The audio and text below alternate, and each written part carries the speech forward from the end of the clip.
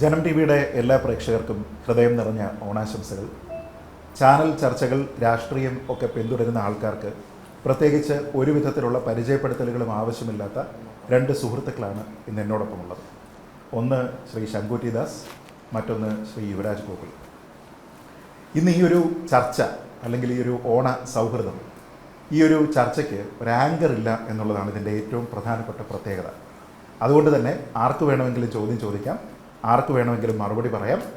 ഇതിലാദ്യത്തെ ചോദ്യം ആ ഒരു സ്വാതന്ത്ര്യം എടുത്ത് ഞാൻ തന്നെ ചോദിക്കുകയാണ്. യുവരാജ് തിരുവനന്തപുരത്തുകാരനാണ്, ഞാൻ കഴിഞ്ഞ 20 വർഷമായിട്ട് തിരുവനന്തപുരത്തുകാരനാണ് എന്ന് വേണമെങ്കിൽ അവകാശപ്പെടാവുന്ന ഒരാളിവിടെ നല്ല പുതുമോടിയിൽ കല്യാണ ചെക്കനെ പോലെയൊക്കെ വന്നിട്ടുണ്ട്. അപ്പോൾ അതുകൊണ്ട് തിരുവനന്തപുരത്തുകാരനല്ലാത്ത ശങ്കുറ്റി ദാസിനോട് എന്തൊക്കെയാണ് നാട്ടിലെ ഓണവിശേഷം എന്ന് ചോദിച്ചുകൊണ്ട് പരിപാടി തുടങ്ങും. എന്തൊക്കെയാണ് ഓണവിശേഷം? എല്ലാവർക്കും നമസ്കാരം. ജനം ടി വിയുടെ എല്ലാ പ്രേക്ഷകർക്കും എൻ്റെയും ഹൃദയം നിറഞ്ഞ ഓണാശംസകൾ. ഇങ്ങനെ ഒരു ചർച്ചയുടെ ഭാഗമായി രണ്ട് സുഹൃത്തുക്കൾക്കൊപ്പം ഇരിക്കാൻ സാധിച്ചത് വലിയൊരു ഭാഗ്യമായിട്ടാണ് കണക്കാക്കുന്നത്. തിരുവനന്തപുരത്തുകാരനല്ല എന്ന് പറയുന്നത് പൂർണ്ണമായും ശരിയല്ല. എൻ്റെ ജീവിതത്തിൻ്റെ നല്ലൊരു ഭാഗം തിരുവനന്തപുരത്ത് ചെലവഴിച്ചിട്ടുള്ള ഒരാളാണ് ഞാൻ. പ്രത്യേകിച്ചും LLBക്ക് പഠിക്കുന്ന സമയത്ത് 2007 മുതൽ 2012 വരെ തിരുവനന്തപുരം ഗവൺമെൻറ് ലോ കോളേജിലായിരുന്നു പഠിച്ചിരുന്നത്. ആ സമയത്ത് തന്നെ വിചാര കേന്ദ്രത്തിലാണ് പരമേശ്വരജിക്കുമായിട്ട് താമസിച്ചിരുന്നത്. അപ്പോൾ എനിക്ക് നന്നായി അറിയുന്ന, വളരെ പരിചയമുള്ള, ഓരോ ഭാഗവും കൃത്യമായ ഓർമ്മകളുള്ളൊരു സ്ഥലമാണ് തിരുവനന്തപുരം. ഓണത്തിൻ്റെ കാര്യത്തിലേക്ക് വന്നാൽ തീർത്തും വ്യത്യസ്തമായിട്ടുള്ള ഓണമാണ് തിരുവനന്തപുരത്ത്. അല്ലെങ്കിൽ തെക്കൻ ജില്ലകളിൽ കാണുന്ന ഓണത്തിൽ നിന്ന് വളരെ വ്യത്യസ്തമായിട്ടുള്ള ഓണമാണ് വടക്കോട്ടുള്ളത്. അതിൽ ഏറ്റവും പ്രധാനമായി പറയുകയാണെങ്കിൽ അതിന് സദ്യ. ഞങ്ങൾക്ക് വളരെ പ്യുവർ വെജിറ്റേറിയൻ സദ്യയുള്ള ഓണമല്ലേ ഉള്ളത്.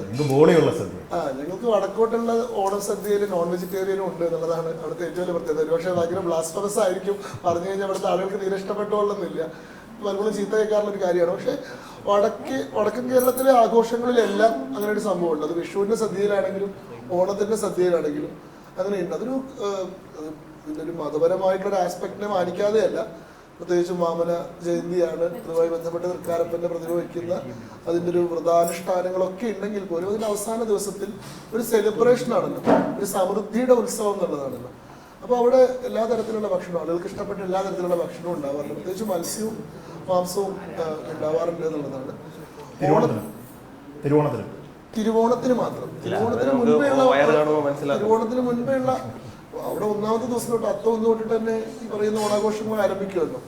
അവസാനത്തെ ദിവസം തിരുവോണത്തിനാണ് ഈ പറയുന്നത് പോലെ വളരെ സമൃദ്ധമായിട്ടുള്ള സദ്യ, അതിൽ എല്ലാ തരത്തിലുള്ള സംഗതികൾ. ഇത് തന്നെ വടക്കേ കേരളത്തിൽ എല്ലാവർക്കും ഉണ്ടോ എന്നുള്ളത് എനിക്കറിയില്ല കേട്ടോ. പക്ഷെ എൻ്റെ പ്രദേശത്ത് ഞാൻ കണ്ടുവന്നിട്ടുള്ള സ്ഥലങ്ങളില്ല. ഞാൻ മലപ്പുറം ജില്ലയിലെ പൊന്നാനിയിലാണ് താമസിക്കുന്നത്. ആ പ്രദേശത്തെ ഹിന്ദു ഭവനങ്ങളിലെല്ലാം തിരുവോണ സദ്യയിലാണെങ്കിലും വിഷു സദ്യയിലാണെങ്കിലും നോൺ വെജിറ്റേറിയൻ നിർബന്ധമായിട്ട് ഉണ്ടാവാറുണ്ട്. അതേപോലെ തന്നെ വിഷുവാണ് കുറെ കൂടി വലിയ ആഘോഷം നമ്മളെ സംബന്ധിച്ചിടത്തോളം. ഓണം ചെറുപ്പത്തിലൊന്നും നമുക്കത്ര ഇഷ്ടമുള്ളൊരു ആഘോഷമായിരുന്നില്ല. പ്രത്യേകിച്ചും ഈ 10 ദിവസം ഈ സദ്യ ഉണ്ണുക എന്നുള്ളത് വലിയൊരു വിഷമമുള്ള കാര്യമായിരുന്നു. പക്ഷെ വിഷു ഒരു ദിവസമേ ഉള്ളൂ. അന്നാണ് പടക്കം പൊട്ടിക്കലും.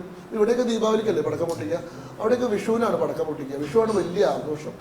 മാത്രമല്ല വിഷുവിനാണ് വലിയ അവധി കിട്ടുന്നത്. 2 മാസത്തെ അവധിയുടെ ആഘോഷമാണ് വിഷു. ഓണം എന്ന് പറയുന്നത് 10 ദിവസത്തെ മാത്രം അവധിയാണ്, മഴക്കാലമാണ്, ഇത്ര ആവേശമുള്ള സമയമല്ല.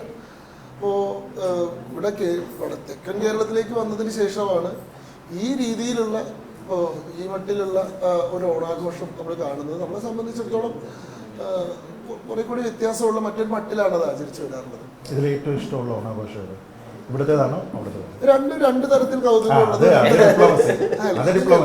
അല്ല, ഓരോരുത്തർക്കും ഓരോരോ കണ്ടുപരിചയം. ഓണത്തിൽ നമ്മളൊരു ശുദ്ധ വെജിറ്റേറിയൻ സദ്യ കഴിക്കണം എന്നുള്ളതാണ് അതിൻ്റെ തൃപ്തി. അതോ നോൺ വെജ് ഒക്കെ ചേർത്ത് അല്ല, അത് നമ്മൾ ഏത് തരം ഭക്ഷണം ഇഷ്ടപ്പെടുന്ന ആളാന്നുള്ളതിന് എനിക്ക് നമ്മള് പ്യൂർ ഭക്ഷണം ഇഷ്ടപ്പെടുന്ന ആളാണെങ്കിൽ നമ്മള് നോൺ വെജ് ഭക്ഷണം ഇഷ്ടപ്പെടുന്ന ആളാണെങ്കിൽ ഒരുപക്ഷെ ഓണത്തിന്റെ സദ്യയിൽ നോൺ വെജ് ഇല്ലാണ്ടിരിക്കുമ്പോൾ നമുക്ക് എല്ലാ സന്തോഷവും പോകും അല്ലെ. ഒരു കഷ്ണം മീൻപറത്തെങ്കിലും ഇല്ലെങ്കിൽ ഒരു സന്തോഷം. ഉത്തരം അതിനകത്തിലുണ്ട്. ഏത് സദ്യയാണ് കൂടുതൽ താല്പര്യം എന്നുള്ളത് എന്നെ സംബന്ധിച്ചിടത്തോളം ആളുകളൊക്കെ എന്താ വെച്ചാൽ ഞാൻ എവിടെ പോലും എനിക്ക് വെജിറ്റേറിയൻ ഭക്ഷണം മാത്രമേ കിട്ടുള്ളൂ. എന്നോടൊരു ചോദ്യം പോലും ചോദിക്കാറില്ല, കഴിക്കുമോ. ഞാനുണ്ടെങ്കിൽ ചക്രജിക്ക് വെജിറ്റേറിയൻ ഇലക്ഷനൊക്കെ മത്സരിക്കുമ്പോൾ ഞാൻ കുറെ ബുദ്ധിമുട്ടിയിട്ടുണ്ട്. എന്താ തിരുവനന്തപുരത്ത് ഓണത്തിന്റെ ഒരു പ്രത്യേകത എന്താ യുവരാജ് പറയട്ടെ? എന്താണ് ഇവിടുത്തെ ഓണത്തിന്റെ ഒരു പ്രധാനപ്പെട്ട സംഗതി? തിരുവനന്തപുരത്ത് എന്ന് പറഞ്ഞാൽ ഞാൻ എൻ്റെ വൈഫിന്റെ വീട് കണ്ണൂർ, അറിയാലോ, ലക്ഷ്മിയുടെ വീട്. അപ്പോൾ ഈ രണ്ടും ഞാൻ വളരെ അടുത്ത് കാണുന്ന ആളാണ്. ഒന്ന്, തിരുവനന്തപുരത്ത് ഓണം എന്ന് മാത്രമല്ല എല്ലാ ആഘോഷവും ആൾക്കാർ റോഡിലാണ്. എല്ലാം നമ്മളിപ്പോൾ ആറ്റുകാൽ പൊങ്കാല എടുത്തു, ആൾക്കാർ ഫുള്ള് റോഡിലാണ്. എന്ത് ഉത്സവം എടുത്ത് നവരാത്രി എടുത്താലും ആൾക്കാർ റോഡിലാണ്. ഒരു പ്രകടനപരതയുണ്ട് മൊത്തത്തിലൊരു. എല്ലാവരും ഒരുമിച്ച് ഇറങ്ങി ഒരു ആഘോഷ ബഹളം. നിങ്ങൾ ആരടുത്ത് തിരുവനന്തപുരത്ത് എന്ന് വെച്ചാലും പറയും ഓണമൊക്കെ ഏതുവരെ, ഓ എന്തോന്നു ഓണം എന്ന് പറയും. നമ്മൾ തിരുവനന്തപുരത്ത് ഒരു 1/2 കിലോമീറ്റർ, പക്ഷേ ഈ ഓണത്തിൻ്റെ സമയത്ത് 10 ദിവസം യാത്ര ചെയ്യാൻ വേണ്ടിയിട്ട് 1/2 കിലോമീറ്റർ യാത്ര ചെയ്ത് നമ്മൾ 15 മിനിറ്റ് എടുക്കും. അതാണ് അവസ്ഥ.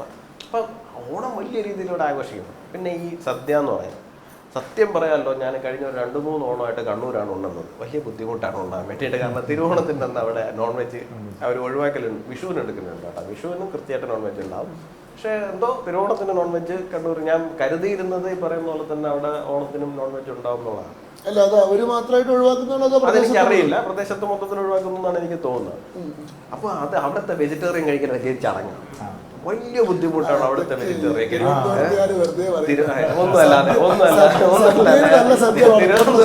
തിരുവനന്തപുരത്ത് നമുക്ക് സദ്യ എന്ന് പറഞ്ഞു കഴിഞ്ഞാൽ അതിനകത്തൊരു ഒരു നിറമുണ്ട് മൊത്തത്തില്. ഇത് ഒരുമാതിരി എന്താ പറയാ, ഞാൻ ഇനിയിപ്പോ കണ്ണൂർ വീട്ടിൽ പോയി അമ്മ എനിക്ക് ചോറ് തരില്ല, അത് വേറൊരു പ്രശ്നം അല്ലെ. എന്നാലും പറഞ്ഞല്ലോ, അവിടുത്തെ ആ ഒരു വെജിറ്റേറിയൻ കഴിക്കുക എന്ന് പറയുന്നത് കുറച്ചൊരു ബുദ്ധിമുട്ടായിട്ട് എനിക്ക് ഫീൽ ചെയ്യലുണ്ട്.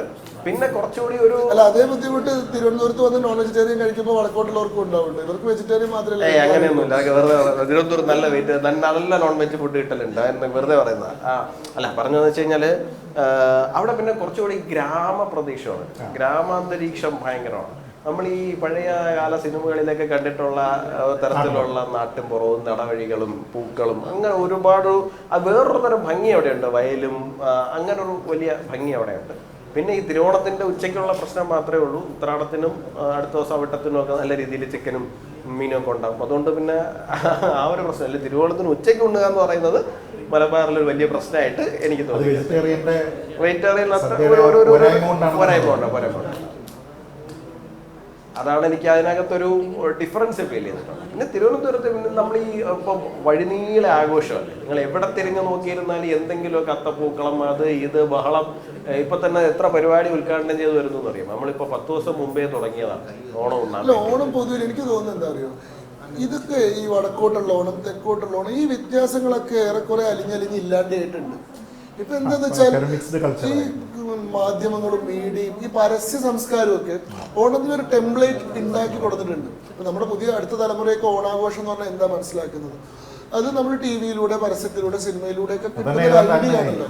അപ്പൊ എല്ലായിടത്തും ഇപ്പൊ ഈ പറയുന്ന ആഗോളവൽക്കരണത്തിന്റെ ഭാഗമായിട്ട് സംഭവിക്കുന്ന ലോകത്ത് എല്ലായിടത്തും ഒരു സിംഗിൾ കൾച്ചർ ഉണ്ടാവുക എന്നുള്ളതാണ്. അതേപോലെ കേരളത്തിലൊരു ടെംപ്ലേറ്റ് സാധനമായിട്ട് ഓണം മാറിയിട്ടുണ്ട് എല്ലായിടത്തും. ഇപ്പൊ അവിടെയൊന്നും ഈ പറയുന്ന പോലെ ഈ ഓണക്കോടി എടുക്കുക അതൊന്നും അങ്ങനെ ഉണ്ടായിരുന്നില്ല. അതൊന്നും ഇത്ര ഇവിടേക്ക് വന്നതിന് ശേഷമാണ് അങ്ങനെയുള്ളൊരു, എനിക്കൊന്നും ഒരു ഓണക്കോടി കോളേജ് പഠിക്കുന്നവരെ കിട്ടിയിട്ടില്ല. പക്ഷെ ഇപ്പൊ അതൊരു പതിവായിട്ടുണ്ട്. നിങ്ങൾ മൂന്നാമത്തെ കുട്ടിയല്ലേ, വിഷുവിനൊക്കെ കോടിയെടുക്കുക. വിഷുവാണ് പുതുവർഷം, വിഷുവാണ് അവിടെ ഏറ്റവും പ്രധാനപ്പെട്ട. സാധാരണ ഈ കണി കാണുക, അതിനുശേഷം പൈസ കിട്ടും, അത്ര ഒരു സംഭവം മാത്രമേ ഉള്ളൂ. അന്ന് ഈ പടക്കം പൊട്ടിക്കലില്ല, പുതുവസ്ത്രമില്ല, അങ്ങനത്തെ പരിപാടിയില്ല. അതുകൊണ്ട് നമ്മുടെ ഇപ്പൊ വടക്കോട്ടും അതെ ഈ പറയുന്ന പോലെ ഈ ഒരു ശുദ്ധ സസ്യാഹാര ഓണം എന്നുള്ള സങ്കല്പം അങ്ങോട്ട് വന്നിട്ടുണ്ട്. ഓണത്തിന്റെ ഒരു ദിവസം അത് ഒഴിവാക്കേണ്ടതല്ലേ എന്നുള്ള ചിന്ത അങ്ങനെ കുറെ ഹിന്ദു വീടുകളിൽ അത് ഒഴിവാക്കി തുടങ്ങിയിട്ടുണ്ട്. അതേപോലെ ഓണക്കോടി കൾച്ചർ. പിന്നെ 10 ദിവസം എല്ലാ ദിവസവും അവിടെ പൂക്കളിടൽ വളരെ പ്രധാനമാണ്. അത്തം 10-ന് പൊന്നോണം എന്ന് പറഞ്ഞാൽ അത്തം മുതൽക്ക് ഓരോ ദിവസം ഓരോ പോലെയാണ്. ഒറ്റ വട്ടം, 2ാമത്തെ ദിവസം 2 വട്ടം, 3-ാമത്തെ ദിവസം 3 വട്ടം, പിന്നെ ചതുരം, ഇങ്ങനെ ഓരോ ദിവസത്തിനും ഓരോ ഷേപ്പൊക്കെ ഉണ്ട്. അങ്ങനെ പൂക്കാടലൊക്കെ ഗംഭീരമായിട്ടുണ്ട്. പക്ഷെ ഇതോടനുബന്ധിച്ച് ഒരുപാട് സെറിമണികൾ ഇപ്പൊ പുതിയതായിട്ട് ഇപ്പൊ ക്ലബുകളുടെ ഓണാഘോഷത്തിലൊക്കെ ആണെങ്കിൽ ഈ എന്താ പറയുക, ഈ ഉറിയടി, അതേപോലെ തന്നെ ഈ ടെംപ്ലേറ്റ് ആയിട്ട് എല്ലായിടത്തും ഓണം എന്ന് പറഞ്ഞാൽ ഇങ്ങനെയൊക്കെയാണ് എന്നൊരു സാധനം വന്നിട്ടുണ്ട്.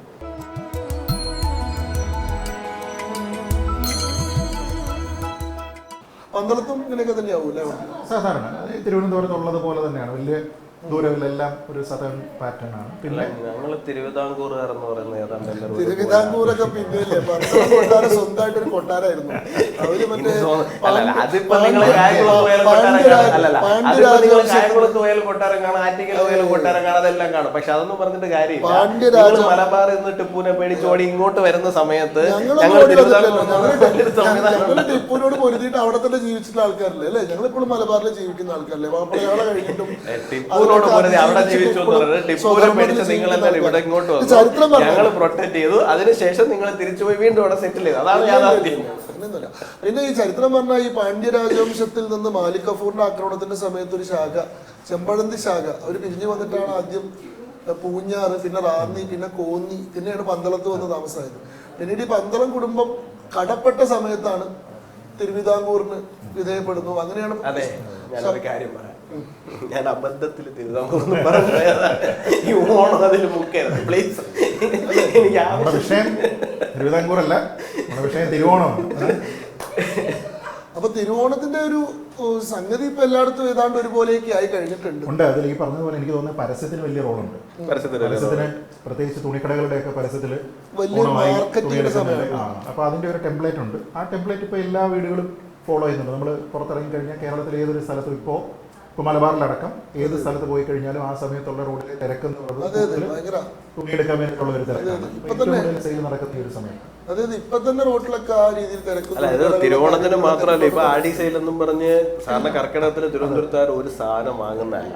ഇപ്പൊ ഈ പരസ്യ സംസ്കാരം കയറിയിട്ട് ഇപ്പൊ കർക്കിടകം മുതൽ ഈ ബഹളം ഒരു രക്ഷയില്ല. അത് അവസ്ഥ ആ സമയം മുതൽ തുടങ്ങി. പിന്നെല്ലാം ടി വി പ്രോഗ്രാംസ്, ആൾക്കാരുടെ ഇന്റർവ്യൂസ്, മ്യൂസിക് ഉണ്ടല്ലോ, എന്നൊക്കെ പറഞ്ഞിട്ട് സ്ഥിരമായിട്ട് ഓണം വരുമ്പോൾ. പിന്നുള്ളതെന്ന് വെച്ചാൽ ഇപ്പോൾ ഈ ഇവിടെയൊക്കെ കൂടുതലായിട്ട് ഈ ഫ്ലാറ്റ് അസോസിയേഷനുകളൊക്കെ വളരെ സജീവമായതുകൊണ്ട് ഫ്ലാറ്റ് അസോസിയേഷനുകളുടെ ഓണം, ചിലത് ഓണത്തിന് മുമ്പ് ഓണം, ചിലത് ഓണം കഴിഞ്ഞ് ഒരു മാസം കഴിഞ്ഞ് ഓണം. കാരണം ഈ ആൾക്കാരെല്ലാം കിട്ടണം, എല്ലാവരും ഓണത്തിന് നാട്ടിൽ പോകും.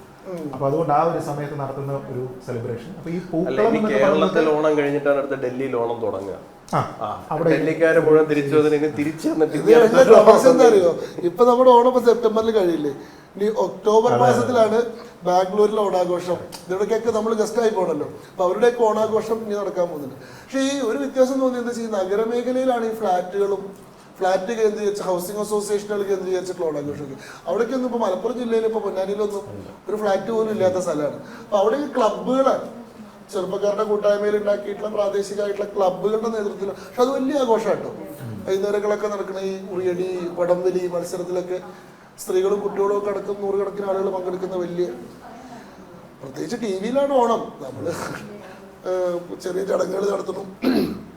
നമ്മൾ ഈ രാഷ്ട്രീയത്തിൽ നിങ്ങൾ രണ്ടുപേരും സജീവമായിട്ട് രാഷ്ട്രീയത്തിലുണ്ട്. അപ്പോൾ രാഷ്ട്രീയത്തിൽ വന്നതിന് ശേഷം ഈ ഓണാഘോഷവുമായി ബന്ധപ്പെട്ട് നേരത്തെ ഉണ്ടായിരുന്നതുമായി ബന്ധപ്പെട്ട് എന്തെങ്കിലും ഒരു ചേഞ്ച് ഫീൽ ചെയ്യുന്നുണ്ടോ? ഒന്നുകിൽ വീട്ടുകാരോടൊപ്പം സമയമില്ല എന്ന രീതിയിലോ, അതല്ലെങ്കിൽ നമ്മൾ നേരത്തെ പറഞ്ഞ പോലെ കുറച്ചുകൂടി ഡിപ്ലോമാറ്റിക്കായി നമ്മുടെ ഓണത്തിനെ വിലയിരുത്താൻ തുടങ്ങി എന്ന രീതിയിലോ, അങ്ങനെ എന്തെങ്കിലും ഒരു മാറ്റം തോന്നിയിട്ടുണ്ടോ? ഒരു കൾച്ചറിൻ്റെതല്ല, നമ്മുടെ ഒരു വിവാഹം കഴിഞ്ഞതിന് ശേഷം ഇത്തവണ ഒഴിച്ച് ബാക്കി എല്ലാ ഓണവും കണ്ണൂരിലായിരുന്നു ഉണ്ടാകും. അതൊക്കെ ആ സമയത്താണ് അവിടെ പോകാൻ വേണ്ടിയിട്ടൊരു ടൈം കിട്ടുന്നത്. ഇപ്പം കുറച്ചുകൂടി പൊളിറ്റിക്സിൽ ആക്റ്റീവ് ആയപ്പോൾ ആ യാത്ര കട്ട് ചെയ്യേണ്ടി വന്നു എന്നുള്ളതാണൊരു വിചാരിച്ചു കഴിഞ്ഞാൽ ഇവിടെ ഒരുപാട് പരിപാടികളായി. അപ്പോൾ അത് ഒഴിഞ്ഞു മാറാൻ പറ്റുന്നില്ല, ദിവസം 24 മണിക്കൂർ തികയുന്നില്ല എന്നുള്ളൊരവസ്ഥയിലോട്ട് ആ കാര്യം. അപ്പോൾ സ്വാഭാവികമായിട്ട് ഫാമിലി ടൈം കട്ടാവുന്ന ഒരു പ്രശ്നം ഉണ്ടായിട്ടുണ്ട്. അതിൻ്റെ പ്രശ്നം ബാക്കി ഉണ്ടാവും, അത് വേറെ. ശംഖുവിന് തന്നെ കല്യാണം കഴിഞ്ഞിട്ടില്ലാത്തതുകൊണ്ട് പ്രശ്നമൊന്നുമില്ല. ഒരു കാര്യം ചോദിക്കട്ടെ, പിന്നെ ഈ ഓണത്തിനെങ്കിലും ഓണസദ്യ ഉണ്ണുന്നതല്ലാണ്ട് കല്യാണ സദ്യ ഉണ്ണിക്കാൻ എല്ലാവർക്കും ഒരു കല്യാണ സദ്യ ഉണ്ടാകാൻ അവസരം ഉണ്ടായിട്ടുണ്ട്. എന്റെ ഏട്ടന്റെ കല്യാണം മറ്റേ ഈ വരുന്ന സെപ്റ്റംബർ 14 ഏട്ടനൊക്കെ കല്യാണം കഴിക്കുന്നുള്ളൂ. കുഞ്ഞു എല്ലാരെയും കൂടെ ഇപ്പൊ വിളിക്കുക, ചാനലിൽ കൂടെ എല്ലാരെയും കൂടെ വിളിക്കുക. ഇലയുടെ എണ്ണം നോക്കണം, എവിടെയാന്ന് പറഞ്ഞിട്ടില്ല. അതൊക്കെ ആൾക്കാർ തമ്മിൽ പിടിച്ചു വന്നോളൂ. എന്നെ ശംഖു നേരിട്ട് വിളിച്ചാണെന്ന്. കല്യാണ സദ്യ ഏട്ടന്റെ കല്യാണ സദ്യ എല്ലാവർക്കും ഉണ്ടാ. ഞാൻ എന്തായാലും ഇപ്പോൾ ഉടനെ അങ്ങനെ ഒരു തീരുമാനം എടുത്തിട്ടില്ല. പിന്നെ ഈ രാഷ്ട്രീയത്തിൽ വന്നതിന് ശേഷം എന്റെ ഓണത്തിന് വലിയ മാറ്റമൊന്നും ഉണ്ടായിട്ടില്ല കേട്ടോ. ഞാൻ എല്ലാ ഓണത്തിനും തിരുവോണത്തിനും വീട്ടിൽ തന്നെ ഉണ്ടായിട്ടുള്ളത്. ഞാൻ അല്ലാത്ത ദിവസങ്ങളൊക്കെ യാത്ര ചെയ്യണം. പക്ഷെ ആ ഒരു 2-3 ദിവസം ഞാൻ യാത്രകളൊക്കെ ഒഴിവാക്കി വീട്ടിൽ തന്നെ ഉണ്ടാവാറുണ്ട്. പിന്നെ ഈ ഒരു കാര്യമാണ് ഇപ്പൊ ഈ രാഷ്ട്രീയത്തിൽ വന്ന്, പ്രത്യേകിച്ച് നമ്മുടെ രാഷ്ട്രീയത്തിൽ നിൽക്കുന്ന സമയത്ത് നമ്മുടെ ഓണം എന്താണെന്ന് പുറമേക്ക് പറയാൻ പറ്റാത്തൊരു വിഷമമുണ്ട്. ഇത് ഇങ്ങനെയല്ല, ഞങ്ങളുടെ ഓണം കുറച്ച് വ്യത്യസ്തമാണ് എന്നൊക്കെ ആളുകളോട് പറയുമ്പോൾ ആളുകളുടെ പ്രതികരണം എന്താവും എന്നുള്ളൊരു ബുദ്ധിമുട്ടല്ലാതെ വേറെ പ്രത്യേകിച്ച് വ്യത്യാസമൊന്നുമില്ല. ഇപ്പൊ കഴിഞ്ഞ ഓണത്തിനും ഈ ഓണത്തിനാണ് ഇപ്പോൾ കല്യാണവുമായി ബന്ധപ്പെട്ട കുറച്ച് തിരക്കുകളായതുകൊണ്ടാണ്. അല്ല, ഇനി അവിടെ ആയിക്കട്ടെ, നിരീക്ഷക ജയന്തി ഓണം എന്താണ് അവസ്ഥ? ഇല്ല, നമുക്ക് അങ്ങനെ പ്രത്യേകിച്ച് വ്യത്യാസമൊന്നുമില്ല. എല്ലാ ഓണത്തിനും വീട്ടിൽ തന്നെ, അത് നമ്മുടെ ഒരു സ്ഥിരം. അല്ല, എന്നാലും അങ്ങനെയല്ല. ഇപ്പോൾ ശരിക്കും പറഞ്ഞു കഴിഞ്ഞാൽ ഏറ്റവും കൂടുതൽ ലൈംലൈറ്റിൽ നിൽക്കുന്ന ഒരാൾ ശ്രീത്താന്ന് എനിക്ക് തോന്നിയിട്ടുണ്ട്. കുറച്ചുകൂടിയും എല്ലായിടത്തും കുറച്ചുകൂടി വിസിബിലിറ്റി, പോപ്പുലാരിറ്റിയാണ്. അപ്പോൾ അതിന് ശേഷം ഉണ്ടാകുന്ന ഓണം അതിന് മുമ്പ് ഉണ്ടാകുന്ന ഓണം എന്നുള്ള വ്യത്യാസം ഇല്ല, വ്യത്യാസമില്ല. സത്യത്തിൽ എനിക്ക് വ്യത്യാസമില്ല. കാരണം ആ ഒരു സമയത്ത് ഉറപ്പായിട്ടും വീട്ടിലുണ്ടാവും. ആ ഓണത്തിന്റെ ഒരു സമയത്ത് എന്തായാലും നിങ്ങൾ എല്ലാവരും കൂടി എന്നെ ഏറി കയറ്റുവാണ്. ഞാൻ ഓണത്തിന് ഭാര്യയായിട്ട് പോയിരിക്കുകയാണ്. എല്ലാരും അല്ല, നിങ്ങൾ രണ്ടുപേരും കൂടെ നിങ്ങൾക്ക് തിരക്കാന്നൊക്കെ പറഞ്ഞു. ഞങ്ങളൊന്നും അങ്ങനെയല്ല. ഭാര്യയായിട്ട് പോയി മറ്റൊരു അവസരം കണ്ടെത്തു, ഓണം വീട്ടിലാഘോഷിക്കും. അങ്ങനെയല്ല പറഞ്ഞത്. നമ്മളൊരു ചോദ്യം ചോദിക്കാൻ വേണ്ടി മറ്റേതൊക്കെ ഞാൻ അങ്ങോട്ട് പോകുന്നില്ല ഈ വർഷം, അതുകൊണ്ടാണ്. അപ്പൊ ഞാൻ എല്ലാരും തിരക്കാണ്, മൊത്തത്തിൽ പ്രശ്നമാണെന്നൊക്കെ ലക്ഷ്മിയോട് പറഞ്ഞ് കൺവിൻസ് ചെയ്തിട്ടാണ് പോകാണ്ടിരിക്കുന്നത്. അപ്പൊ ഞാൻ നോക്കുമ്പോ നിങ്ങളെല്ലാരും വീട്ടിൽ തന്നെ. എനിക്ക് ആകെ ഒരു തിരുവോണം മാത്രമാണ് വീട്ടിൽ ഉണ്ടാവാതിരുന്നിട്ടുള്ളത്. അത് നമ്മുടെ ഡൽഹിയിലെ രാജ്പത്ത് റീനെയിം ചെയ്തിട്ട് കർത്തവ്യപത്ത് എന്ന പേര് മാറ്റുകയും അവിടുത്തെ ആ ക്യാനോപ്പിയിൽ സുഭാഷ് ചന്ദ്രബോസിന്റെ പ്രതിമ അനാവരണം ചെയ്യുകയും, അപ്പോൾ ആ ഒരു ചടങ്ങിലേക്ക് ക്ഷണം കിട്ടിയിട്ടുണ്ട്. അത് ഈ തിരുവോണ ദിവസം. അപ്പോൾ അതുകൊണ്ട് ആ ഒരു ദിവസം മാത്രം മിസ് ചെയ്തു. അതും ഏറ്റവും അവസാന നിമിഷമാണ് ഞാൻ ബുക്ക് ചെയ്യുന്നത്. എന്ത് ചെയ്യും, ഓണോ വേണ്ടയോ? കാരണം ഈ ഓണം അങ്ങനത്തെ ഒരു ഇതാണ്. പിന്നെ വീട്ടിൽ തന്നെ സംസാരിച്ചപ്പോൾ അന്ന് പറഞ്ഞു, ഓണത്തിന് പിന്നെ അത് കഴിഞ്ഞ് കാര്യങ്ങൾ നമുക്ക് ഒന്നിച്ചുകൂടാം, പക്ഷെ ഇതൊരു വൺ ഓഫ് ഇൻസിഡൻ്റ് ആണ്. അപ്പോൾ അതുകൊണ്ട് അതിന് പോകണമെന്ന് പറഞ്ഞപ്പോൾ ഞാൻ ശരി എന്ന് തീരുമാനിച്ചിട്ട് അങ്ങനെ പോവുകയും ചെയ്തു. അതല്ലാതെ എല്ലാ ഓണവും അങ്ങനെ തന്നെ. പിന്നെ ഇപ്പോൾ ഉള്ള ഒരു വ്യത്യാസം, നമ്മൾ ഈ പറഞ്ഞതുപോലെ നമ്മളൊരു ചെറിയൊരു സെപ്പറേഷൻ, നമ്മൾ ഈ പറഞ്ഞ ഒരു ന്യൂക്ലിയർ ഫാമിലി പോലെ വന്ന് തിരുവനന്തപുരത്ത് സെറ്റിൽഡ് ആകുമ്പോൾ നമുക്ക് ഇവിടെയും ഒരു ഓണമുണ്ട്. അപ്പോൾ പന്ത്രണ്ട് പോകുന്നില്ല. ഉത്രാടത്തിന് സ്ഥിരം അവിടെയാണ്. ഉത്രാടം തിരുവോണം അവിടെ, തിരുവോണം അവിട്ടം വൈഫിൻ്റെ വീട് അവിടെ വലിയ ദൂരമല്ല, ചെങ്ങന്നൂരാണ്. അപ്പോൾ അതുകൊണ്ട് അത് കഴിഞ്ഞതിന് ശേഷം തിരിച്ചു പോരുകയാണ് നോർമലി ചെയ്യുന്ന പരിപാടികൾ. പിന്നെ എന്തെങ്കിലും യാത്രയോ അങ്ങനെ എന്തെങ്കിലുമൊക്കെ ഉണ്ടെങ്കിൽ ഇതുമായിട്ട് ബന്ധപ്പെട്ടിട്ടൊക്കെ ആയിരിക്കും. പക്ഷെ നോർമലി ഇതൊരു ഫിക്സ്ഡ് പാറ്റേൺ. ഈ ഓണത്തിന് ഈ സെലിബ്രേഷൻ അല്ലാണ്ട് സെറിമണീസ്, ഈ ആചരണങ്ങളൊന്നും പ്രത്യേകിച്ച് തൃക്കാരപ്പനെ വെക്കുക, തൃക്കാരപ്പനെ ഞങ്ങളവിടെയൊക്കെ തൃക്കാരപ്പനെ വെച്ചിട്ട് തൃക്കാരപ്പന അട നേദിക്കുക എന്ന് പറയുന്നത് അത് ഇവിടെ ഉണ്ടായിട്ടുണ്ട്. പണ്ട് ഞാൻ കണ്ടിട്ടുണ്ട്, എന്റെ ചെറുതിലെ ഞാൻ കണ്ടിട്ടുണ്ട്. ഈ അമ്പൊക്കെ ചെയ്തിട്ട് അതിൽ കൊള്ളിക്കുക, അങ്ങനെയൊക്കെ കുറച്ച് ഇതുണ്ടായിരുന്നു. ഈ അത്തം ലാസ്റ്റ് തൃക്കാരപ്പൻ എന്ന് പറഞ്ഞ ഒരു കൗതുകത്തിന് ഞാൻ ചോദിക്കട്ടെ, ഈ തൃക്കാരപ്പൻ എന്ന് പറഞ്ഞാൽ തൃക്കാക്കരപ്പനായിട്ടുള്ള വാമനമൂർത്തിയായിരുന്നു. ഈ ഓണം എന്ന് പറയുന്ന ഒരു വാമന ജയന്തിയാണെന്നൊക്കെ ഉള്ള ഒരു ഐഡിയ എപ്പോഴാണ് വരുന്നത്? അതിന് മുമ്പ് പണ്ട് തൊട്ടേയുള്ള ഓണത്തിൽ അത് ഉണ്ടായിരുന്നു? ഞാൻ അങ്ങനെ കേട്ടിട്ടില്ല. ആ രീതിയിലും നമ്മുടെ എവിടെയെങ്കിലും ഒന്നും ഉണ്ടായിട്ടേ ഇല്ല. പിന്നെ ഇടയ്ക്ക് ഇത് വാമന ജയന്തി എന്നും പറഞ്ഞിട്ട് വലിയ വിവാദമൊക്കെ ഉണ്ടാകുന്ന സമയത്താണ് ഇങ്ങനെ ഒരു സംഭവത്തിനെ പറ്റി ശ്രദ്ധിക്കുന്നത് തന്നെ. നമ്മളിത് പറയുമ്പോൾ മഹാബലിയുടെ കഥ പറയുന്ന സമയത്ത് വാമനൻ വന്നു, ഇത് പക്ഷേ വാമന ജയന്തി എന്ന് പറയുന്നത് ആ ദിവസമാണ് എന്ന രീതിയിലോ അതാണ് കൂടുതൽ പ്രാധാന്യത്തോടു കൂടി ആചരിക്കപ്പെടേണ്ടത്, അങ്ങനത്തെ ഒരു കോൺസെപ്റ്റ് ഉണ്ടായിട്ടില്ല. പിന്നെ ഈ വിവാദം ഉണ്ടായി എന്നതിനപ്പുറത്തേക്ക് ഇന്നും നമ്മുടെ നാട്ടിലൊന്നും ആ രീതിയിലത്തേക്കുള്ള ഒരു ചിന്ത. ഞാനൊരു വ്യത്യാസം പറയട്ടെ, ഞങ്ങളുടെ നാട്ടിൽ വളരെ നേരത്തെ വാമന ജയന്തി സങ്കല്പമുണ്ട്. കാരണം എന്താ വെച്ചാൽ ഇപ്പൊ പന്നിയൂരുണ്ടല്ലോ, എന്റെ തറവാട് നിൽക്കണം, പന്നിയൂർ വരാഹമൂർത്തി ക്ഷേത്രം നിൽക്കുന്നതിനടുത്താണ്. അവിടെ അടുത്താണ് കൊടലിൽ വാമനമൂർത്തി ക്ഷേത്രം. അപ്പൊ ആ പ്രദേശം ഒരു പ്രത്യേകതയുള്ള സ്ഥലമാണ്. അവിടെ ദശാവതാര ക്ഷേത്രങ്ങളുണ്ട്, മത്സ്യാവതാര ക്ഷേത്രമുണ്ട്, കൂർമാവതാരമുണ്ട്, വരാഹാവതാരമുണ്ട്, അതേപോലെ തന്നെ വാമനാവതാര ക്ഷേത്രമാണ്. അവിടുത്തെ ഉത്സവം എന്ന് പറഞ്ഞാൽ വാമന ജയന്തിയാണ്. ഈ ഓണത്തിന്റെ തലേ ദിവസം ഭദ്രഭാഗത്തിലെ ദിവസമാണല്ലോ ആചരിക്കുക, ശുക്ലപക്ഷ ചതുർത്ഥിയാണല്ലോ ആചരിക്കുക. അത് അവിടെ വാമന ജയന്തി, അതായത് അന്നാണ് വാമനൻ അവതരിച്ചത്.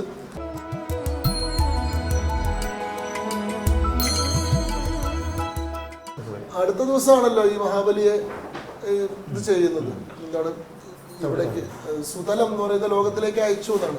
സാവർണി മനുവിങ്കൽ ഇന്ദ്രനാഗയും ചെയ്യും അനുഗ്രഹിച്ചിട്ട് സുതലം എന്ന് പറയുന്ന ലോകത്തിലേക്ക് അയച്ചു എന്നാണ്. അപ്പൊ അവിടെ പണ്ട് തൊട്ട് ഈ വാമന ജയന്തിയുമായി ബന്ധപ്പെട്ട് വാമനമൂർത്തി ക്ഷേത്രത്തിൽ രാവിലെ ഓണത്തിൻ്റെ അന്ന് പോവുക, അവിടെ എണ്ണാപ്പണം സമർപ്പിക്കുക.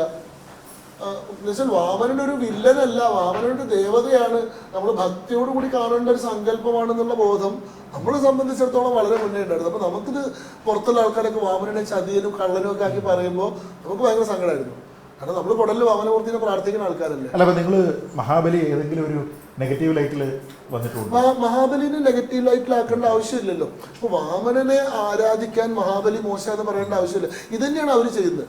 മഹാബലി ആരാധിക്കാൻ വേണ്ടി വാമനനെ മോശമാക്കുകയാണ്. എന്തിനാത് രണ്ടുപേരെയും ഒരുപോലെ ബഹുമാനിച്ചുകൊണ്ട് ഈ സംഗതി കൊണ്ട് മഹാബലിയുടെ ഗർവം ശമിപ്പിക്കാൻ വേണ്ടിയിട്ടാണ് വാമനാവതാരം ഉണ്ടാവുന്നത്. എന്നിട്ട് മഹാബലിയെ ശിക്ഷിക്കുകയല്ല ചെയ്യുന്നത്. മഹാബലിനെ സുതലം എന്നുള്ള ലോകത്തിലേക്ക് അയച്ചിട്ട് സാവർണി എന്ന് പറയുന്ന സാവർണി മന്വന്തരം വരുന്ന സമയത്ത് ദേവേന്ദ്രനാകും അനുഗ്രഹിക്കുക ചെയ്തിരിക്കുന്നത്.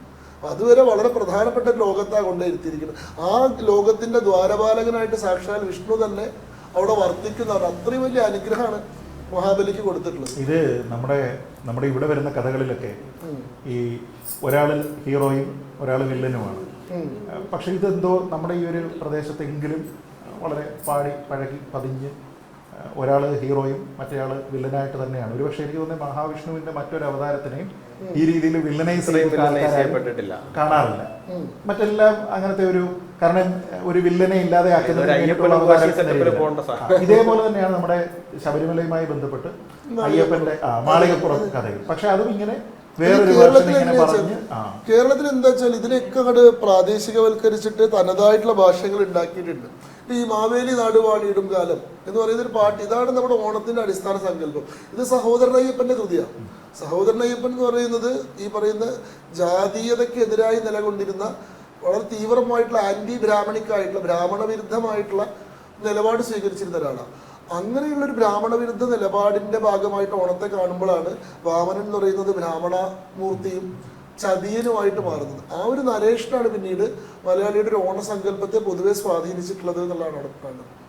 യഥാർത്ഥത്തിലുള്ള ഇതിഹാസത്തിൽ നമ്മുടെ ആചരണം നോക്കിക്കഴിഞ്ഞാൽ അവിടെ ഈ പറയുന്ന തൃക്കാരപ്പനെ വെച്ച് ആരാധിക്കുന്ന ശൈലിയുണ്ട്. തൃക്കാരപ്പൻ എന്ന് പറഞ്ഞിട്ടുണ്ടെങ്കിൽ ആരാ? തൃക്കാക്കര വാമനമൂർത്തിയാണ്. തൃക്കാക്കര ക്ഷേത്രത്തിലെ വാമനമൂർത്തിയാണ്. തൃക്കാൽക്കരയാണ് തൃക്കാക്കരയായത്. അതായത് മൂന്നാമത്തെ കാല് വെച്ച സ്ഥലം എന്നുള്ളതാണ് തൃക്കാക്കരയായത്. അവിടുത്തെ മൂർത്തിയാണ്. ആ വാമനമൂർത്തിനെയാണ് നമ്മൾ പൂക്കളത്തിന്റെ നടുവിൽ വെച്ചിട്ട് അപ്പു അടയൊക്കെ നേദിക്കുന്നത്. അതായത് വാമനമൂർത്തിയെ സ്വീകരിക്കാൻ വേണ്ടിയിട്ടാണ് നമ്മൾ ഈ പൂക്കളം ഉണ്ടാക്കുന്നത്. ഓണത്തപ്പൻ എന്ന് പറഞ്ഞിട്ട് മാവേലിക്ക് വേറെ ഇതുണ്ട്. ഓണത്തപ്പൻ എന്ന് പറഞ്ഞിട്ട് വെക്കുന്നതാണ് മാവേലി. അപ്പൊ ആചരണം നോക്കിക്കഴിഞ്ഞാൽ വാമനമൂർത്തിക്ക് ഒരു ആരാധന അവിടെ ഉണ്ടായിരുന്നു എന്നുള്ള വ്യക്തമാണ്. പക്ഷെ കഥ വന്നപ്പോ വാമനമൂർത്തി വില്ലനും അതെങ്ങനെയാണ് ഒരു സ്ഥലത്ത് ആചരണം നിൽക്കുന്നു, കഥ വേറൊരു വഴിക്ക് പോയത് എങ്ങനെയാണെന്നുള്ള കൗതുക. ശബരിമലയിൽ തന്നെ സംഭവം. ശബരിമലയിൽ ഇപ്പൊ പറയുന്നത് എന്താണ്? മാളികപ്പുറത്തമ്മ കാമുകിയാണ്, അയ്യപ്പൻ കല്യാണം കഴിക്കുന്ന എന്താണ് കന്നിസ്വാമി കാലത്ത് ഇരിക്കുകയാണെന്നൊക്കെയാ പറയുന്നത്. യഥാർത്ഥത്തിൽ എന്താണ് ഭൂതനാഥോപാഖ്യാനത്തിൽ പറയുന്നത്? എന്താ? മഹിഷി അവതാരം വന്നപ്പോ മഞ്ചാംബിക എന്ന് പറയുന്ന ദേവതയായി അമ്മേന്ന് വിളിച്ചു, അമ്മേനെ സമീപസ്ഥയായിട്ട് ഇരിക്കാൻ പറഞ്ഞു എന്നാണ്. അപ്പൊ ലളിതാ ത്രിപുര സുന്ദരിയാണ്. എന്താണ് പഞ്ചപ്രേത മഞ്ചാതിശായിനി എന്ന് പറയുന്നില്ല, പഞ്ചപ്രേതങ്ങളുടെ മഞ്ചത്തിൽ ശയിക്കുന്നവൾ, അവളാണ് മഞ്ചാംബിക. അതുകൊണ്ടാണ് ഈ മാളികപ്പുറത്തമ്മ കന്നിസ്വാമി ഉണ്ടോ എന്ന് അറിയാൻ വേണ്ടി ശരകുത്തിക്ക് പോലാണ് ആചരണം എന്നൊക്കെയാ പറയുന്നത്. ശരിക്കും അയ്യപ്പൻ വേണ്ടയ്ക്ക് നായാട്ടിന് ഇറങ്ങുന്നതാണ്. കൊമ്പമീശ വെച്ചിട്ടുള്ള ഇതാണ് എഴുന്നള്ളിക്കുന്നത്. അപ്പൊ ഇതെന്താ പ്രശ്നം അറിയാം, ഇവനെ കൊണ്ട് രക്ഷയില്ല. വേറെ എവിടെയെങ്കിലൊക്കെ പോയിട്ട് തിരുവിതാംകൂറിന്റെ ചരിത്രമൊക്കെ എടുത്തവരോട് പോകുന്നുണ്ടോ? അവര് തൃക്കാക്കരപ്പനെ പഠിച്ചു പോയി. ഇനിയിപ്പോ ശബരിമലയിൽ പോയി ഭൂതനാഥോക്കെ അങ്ങ് പോകും.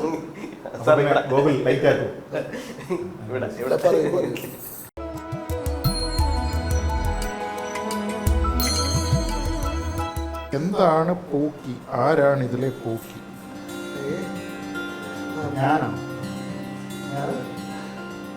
എന്താണ് പോക്കി? എന്താണ് പോക്കി എന്നൊക്കെ എനിക്കത് ആരാധികവരാർക്കാരും മനസ്സിലായത്.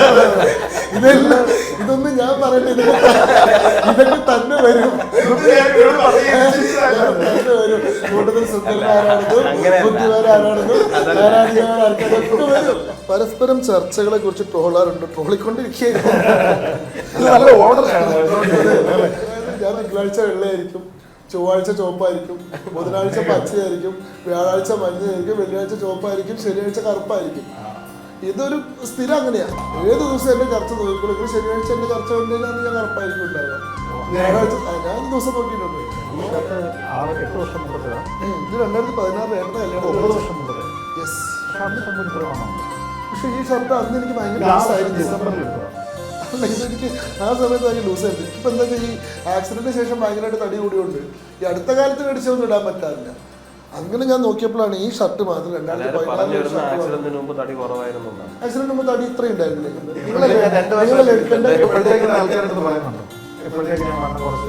സെപ്റ്റംബർ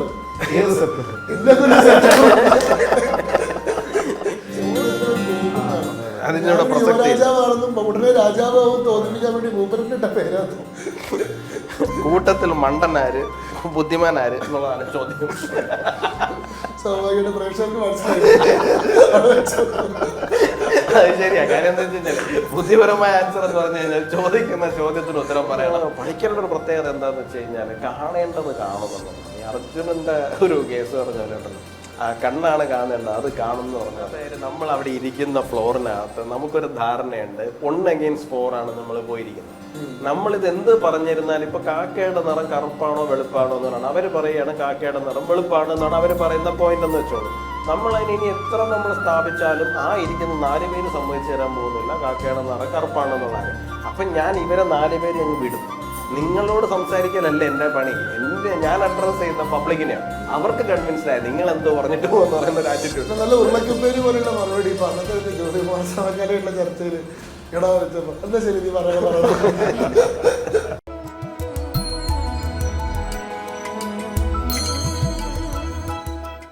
ഇവര് കുറച്ച് ചോദ്യമൊക്കെ മുമ്പ് കൊണ്ടുവച്ചിട്ടുണ്ട്. അതെന്താണെന്ന് പറയും, ശംഖുവിന്റെ അടുത്ത് ഇതുപോലത്തെ എന്തെങ്കിലും നമ്പർ ഇല്ലാന്നുണ്ടെങ്കിൽ ശംഖു എവിടെയെങ്കിലും ഭൂമിശാസ്ത്രമൊക്കെ പറഞ്ഞുകൊണ്ടിരിക്കും. നിങ്ങളെ പിടിച്ചു കെട്ടാൻ വേണ്ടിയിട്ടുള്ള സദ്യയുടെ അനാട്ടമിയിലൊക്കെ പോകുന്നുണ്ട്. അത് പിന്നെ ഒരു കാര്യമുണ്ട്, എന്താണെന്നറിയാമോ? ഞാൻ ജനം ടി വിക്കാരെ കേൾക്കാൻ പറയുന്നത് അല്ല, പ്രേക്ഷകരെ കേൾക്കാൻ വേണ്ടി പറയുന്നത്. ഈ ഷൂട്ട് തുടങ്ങാൻ 1.5 മണിക്കൂർ ടൈം എടുത്ത്. എന്താണെന്നറിയോ? ഇവര് പറയാ വയറ് കാണുന്നുണ്ട് ശംഖു കാണുന്നുണ്ടെങ്കിൽ ഇങ്ങനെ പിടിക്കല. അവസാനം മനസ്സിലായി ഈ മൈക്കിന്റെ വയറ് കാണുന്നതിന്റെ അത് മണിക്കൂറിന്റെ എടുത്തോളൂ. ഇത് ചോദിച്ചിട്ട് അവനോട് ഉത്തരം പറയാം. അറിയില്ല, നോക്കാം എന്താ ഇതിലുള്ളതെന്ന്. ഇഷ്ടമുള്ള ആളെ കൊണ്ട് പാട്ട് പാടിക്കുക. അല്ല ഒരു കാര്യം ഉറപ്പുണ്ട്, ഒരിക്കലും ഉറപ്പുണ്ട്. മണിക്ക് ശംഖു എന്ന് പറഞ്ഞ് ഭയങ്കര ഇഷ്ടമാണ്. എല്ലാം പറയാൻ പറ്റുമോ? എന്നെ എത്ര ഇഷ്ടമായതുകൊണ്ട് ഇയാളെ കൊണ്ട് ഇഷ്ടമുള്ള ആളെ കൊണ്ട് പാട്ട് പാടിക്കുക. ഇഷ്ടമുള്ള ആളെ കൊണ്ട് പാട്ട് പാടിക്കുക. എനിക്ക് പാടാൻ അറിയില്ല, എനിക്ക് പാടാൻ അറിയില്ല. എന്നെ അറിയാവുന്ന ഞാനൊരു കാര്യം പറയാം, എന്നോട് പാടാൻ പറയുന്നു പറഞ്ഞാൽ എന്നെ അറിയാവുന്ന ആൾക്കാർ മൊത്തം ഇപ്പൊ TV ഓഫ് ചെയ്യും. വെറുതെ ജനം TV ഉപദ്രവിക്കരുത്. ശരിയാവില്ല, എന്നെ കൊണ്ട് പറ്റില്ലെന്നേ. ഇല്ല, അതും പറ്റില്ല, അതും പറ്റില്ല. ഓണം വന്നല്ലോ, ഇത്ര അറിയാമെങ്കിൽ പാടിക്കോളെ. എനിക്ക് പറഞ്ഞാ പോരെ.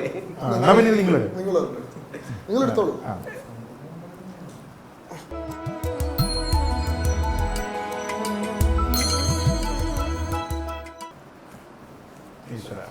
എന്തായാലും പാട്ടിന്റെ ചോദ്യം വരില്ലല്ലോ, ആ ഒരു സമാധാനം കഴിഞ്ഞല്ലോ. ജീവിതത്തിൽ ചമ്മിപ്പോയ നിമിഷം. ജീവിതത്തിൽ ചമ്മിപ്പോയ നിമിഷം. അതിപ്പോ ഒരു നിമിഷമായിട്ടൊക്കെ കണ്ടുപിടിക്കാൻ വലിയ പാടാണ്. ആരെയും ഇഷ്ടം പോലെ ഉണ്ട്. ഇതിനകത്തിപ്പോ ഒന്നെന്ന് പറയാൻ വേണ്ടിയിട്ട് എന്താ പറയുക, ചമ്മി ഈ ഇടയ്ക്ക് ഒരു അബദ്ധം പറ്റി കേട്ടോ. ഈ ഇടയ്ക്ക് ഒരു അബദ്ധം പറ്റിയെന്ന് വെച്ചാല്, ഞാൻ ഒരാൾ എന്നോട് ഒരു സഹായം ചോദിച്ച് വിളിക്കുക. അപ്പം ഞാൻ ഈ നോർമലി കഴിയുന്ന ആൾക്കാരാണെന്നുണ്ടെങ്കിൽ എൻ്റർടൈൻ ചെയ്യും. പക്ഷെ എന്നാലും നമ്മൾ ഈ തിരക്കിൻ്റെ ഇടയിലാവുമല്ലോ. അപ്പോൾ 2 പേരെന്നെ കാണാൻ വേണ്ടി വരുന്നുണ്ട്. ഒരാൾ അവിടുത്തെ ബൂത്ത് പ്രസിഡൻ്റാണ്, മറ്റേ ആൾ ഈ സഹായം ചോദിച്ചു വരുന്നതാണ്. 2 പേരുടെ നമ്പർ ഞാൻ സേവ് ചെയ്തിട്ടില്ല. അപ്പോൾ 2 പേരുടെയും പേര് ഒന്നുമാണ്. നടന്ന സംഭവമാണ്. അപ്പോൾ ഇയാൾ വന്ന് എന്നെ കാണാൻ വേണ്ടി അവിടെ നിൽക്കുകയാണ്. അപ്പം ഞാൻ ചെന്ന ഉടനെ എന്നെ മറ്റേ ആളെന്നെ വന്ന് പരിചയപ്പെട്ടു, ഞാൻ ഇന്ന ആളാണ്. അപ്പം ഞാൻ കരുതി ഓക്കെ അത് ബൂത്ത് പ്രസിഡൻ്റാണ്, ഒരേ പേരാണ്. അപ്പം ഞാൻ ഏരിയ പ്രസിഡൻ്റ് ഉണ്ട് അവിടുത്തെ. ആ ഏരിയ പ്രസിഡന്റ് ഫോൺ വിളിച്ച് എടുക്കത്തേ ഇല്ല. അപ്പം ഞാൻ എന്നെ സഹായം ചോദിച്ച് വിളിക്കുന്ന ആളോട് ഞാൻ പറഞ്ഞിട്ടുണ്ട് ഈ ഏരിയ പ്രസിഡന്റിനെ വിളിച്ചിട്ട് ഞാൻ ഉള്ള ലൊക്കേഷൻ നോക്കുന്നത്. പക്ഷേ ഇയാൾ എങ്ങനെ കണ്ടുപിടിച്ച് അവിടെ നിൽക്കുകയാണ്. വന്ന് നിന്നു, അവത്ത് വന്നു. കുറച്ച് കഴിഞ്ഞപ്പോൾ ഏരിയ പ്രസിഡന്റ് നടന്നു വരുന്നുണ്ട്. അപ്പോൾ ഞാൻ പറഞ്ഞു, ചേട്ടാ ഒരാൾ കുറേ നേരമായിട്ട് എന്നെ ശല്യം ചെയ്യുന്നുണ്ട്, അയാൾക്കെന്തോ സഹായം വേണം, നിങ്ങളെ വിളിയും കേട്ടോ. ഉടനെ മറ്റേ ആളെടുത്ത്, ഞാനാണ് ആ ശല്യം ചെയ്തോണ്ടിരിക്കുന്നത്. ഇത് സംപ്രേഷണം ചെയ്ത് കഴിയുമ്പോൾ അപ്പോഴാണ് നിങ്ങൾ ശരിക്കും അല്ല ഇത് സംഭവിച്ചു പോകുന്നതാണ്, നമുക്ക് പറയാൻ പറ്റില്ല.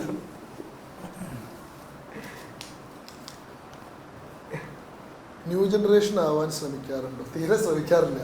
അല്ല, ന്യൂ ജനറേഷൻ ആവാൻ ശ്രമിക്കാറില്ല എന്ന് കുറച്ച് മാത്രമേ. മുമ്പേ യുവരാജ് എന്നോട് പറയരുത്, ഇന്നലത്തെ മനോരമ ന്യൂസിലെ ചർച്ചയിൽ ഞാൻ ഗുരുതിയുടെ പ്രസാദവും 2 ചെവിയിലും പൂവും വെച്ചിട്ടാ ചർച്ചയിൽ ഇരിക്കുന്നത്. അപ്പൊ ഞാനൊക്കെ വെച്ചാല് അവിടെ അമ്പലത്തിൽ ഇത്ര ഭഗവത് സേവ ഉണ്ടായിരുന്നു. അപ്പൊ ഭഗവത് സേവ കഴിഞ്ഞിട്ട് നേരെ വന്നിട്ടാണ് ചർച്ചയിൽ വന്നിരിക്കുന്നത്. അപ്പൊ ഇയാള് ചോദിക്കായിരുന്നു, കുറി തൊട്ട് നോക്കിയാ പൂവെങ്കിലും ഒന്ന് എടുത്ത് കളയാ.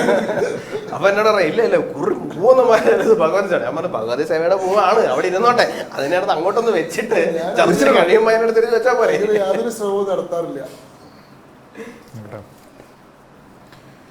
കൂട്ടത്തിൽ ആർക്കാണ് കൂടുതൽ ആരാധികമാർ? കല്യാണം കഴിച്ചവർക്കാണോ കഴിക്കാത്തവർക്കാണോ? സ്വാഭാവികമായിട്ട് അങ്ങനെ ഞാനോർത്ത് സ്വയം കല്യാണം കഴിച്ചതല്ലോ. അല്ല, അതൊന്നുമില്ല. കല്യാണം കഴിച്ചിട്ടില്ല എന്നൊരു വിശേഷം മാത്രമേ നമുക്കുള്ളൂ. വേറൊരു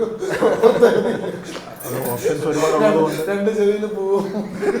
ഇല്ല, ആരാധികമാര് കൂടുതൽ വരാൻ സാധ്യത പണിക്കാർക്കാന്ന് എനിക്ക് തോന്നുന്നത്. നിങ്ങളാ വലിയ ഗ്ലാമർ അല്ലേ? എന്തായാലും അല്ലാതെ ആരാധികമാരുണ്ടാവുന്നവർ കുറച്ച് സൂക്ഷിച്ചോളൂ. കാലം അത്ര നല്ലതല്ല. കാലം വളരെ മോശമാണ്. മെസ്സേജ് വല്ലാതെ അയക്കാതിരിക്കുന്നത് ശ്രദ്ധിക്കുക.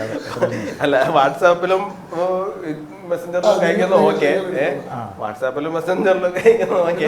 ജിപേയിൽ ഒരാൾക്കാർ അല്ലല്ല ജിപേയിൽ ഒരാൾക്കാർ മെസ്സേജ് അയക്കുന്ന കാലമാണ്.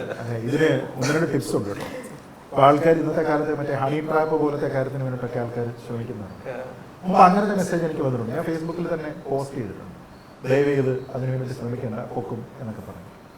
അപ്പൊ അതിന് വേണ്ടിയിട്ടുള്ള ചില പൊടിക്കൈകൾ നോക്കുന്നുണ്ട്. അതായത് ഇപ്പൊ വേണമെങ്കിൽ നമുക്ക് ഒരാൾ ഹായ് മെസ്സേജ് അയക്കാം. അപ്പൊ നമ്മളിത് കാണുന്നത് ചിലപ്പോൾ പിന്നീടായിരിക്കും. അപ്പൊ നമ്മൾ തിരിച്ചൊരു ഹായ് അയക്കും. അപ്പൊ ആ സമയത്ത് അവർക്ക് വേണമെങ്കിൽ അവരുടെ മെസ്സേജ് ഡിലീറ്റ് ചെയ്ത് കഴിഞ്ഞാൽ പണിക്കർ എന്നെ പിങ് ചെയ്യുന്നത് എന്ന് വേണമെങ്കിൽ വേറൊരാളുടെ അടുത്ത് വേണമെങ്കിൽ കാണിക്കാൻ പറ്റുള്ളൂ. ദൈവം കോഴിയാണ് എന്നൊക്കെ പറയാം. അപ്പോൾ ഈ മെസ്സേജിലേക്ക് സ്വൈപ്പ് ചെയ്തതിന് ശേഷം റിപ്ലൈ കൊടുക്കാൻ പറ്റുള്ളൂ. അപ്പോൾ ഒറിജിനൽ മെസ്സേജ് അവർ ഡിലീറ്റ് ചെയ്താലും നമ്മൾ ഈ റിപ്ലൈയിൽ അത് കോട്ട് ചെയ്തിരിക്കുന്നത് അതേപോലെ കിടക്കും. മനസ്സിലായി. അതല്ലെങ്കിൽ ചെയ്യാൻ കഴിയുന്ന ഒരു കാര്യം എന്താ വെച്ചാല് അവരുടെ മെസ്സേജിന് കോട്ട് ചെയ്തുകൊണ്ട് റിപ്ലൈ ചെയ്യാം. അങ്ങനെയല്ലാതെ good to hear from you.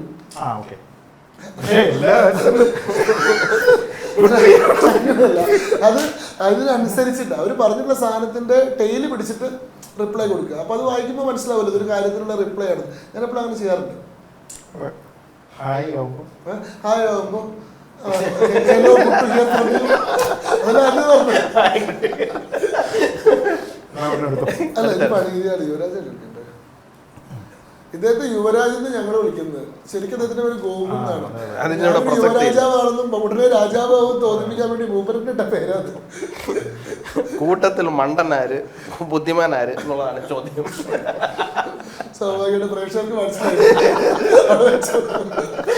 അത് ശരിയാ. കാര്യം എന്താ വെച്ച് കഴിഞ്ഞാൽ ബുദ്ധിപരമായ ആൻസർ എന്ന് പറഞ്ഞു കഴിഞ്ഞാൽ ചോദിക്കുന്ന ചോദ്യത്തിന് ഉത്തരം പറയണം.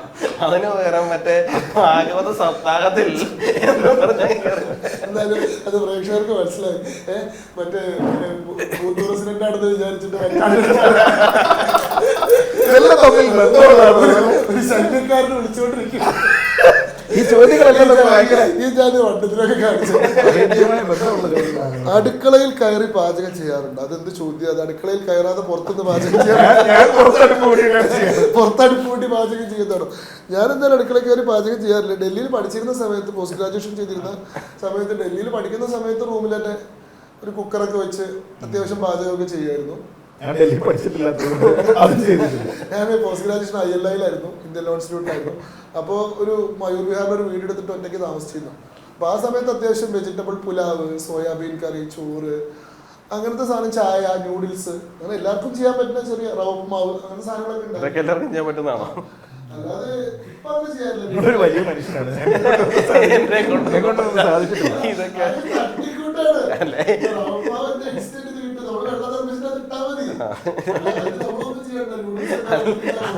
അങ്ങനെ ഇട്ടാ മതി എന്ന് അറിയണ്ടേ?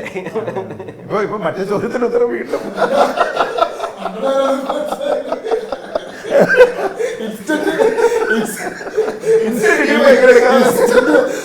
കിട്ടിയിട്ട് ഇത് വെള്ളത്തിലിട്ട് തിളപ്പിക്കാൻ. അപ്പൊ എന്തായാലും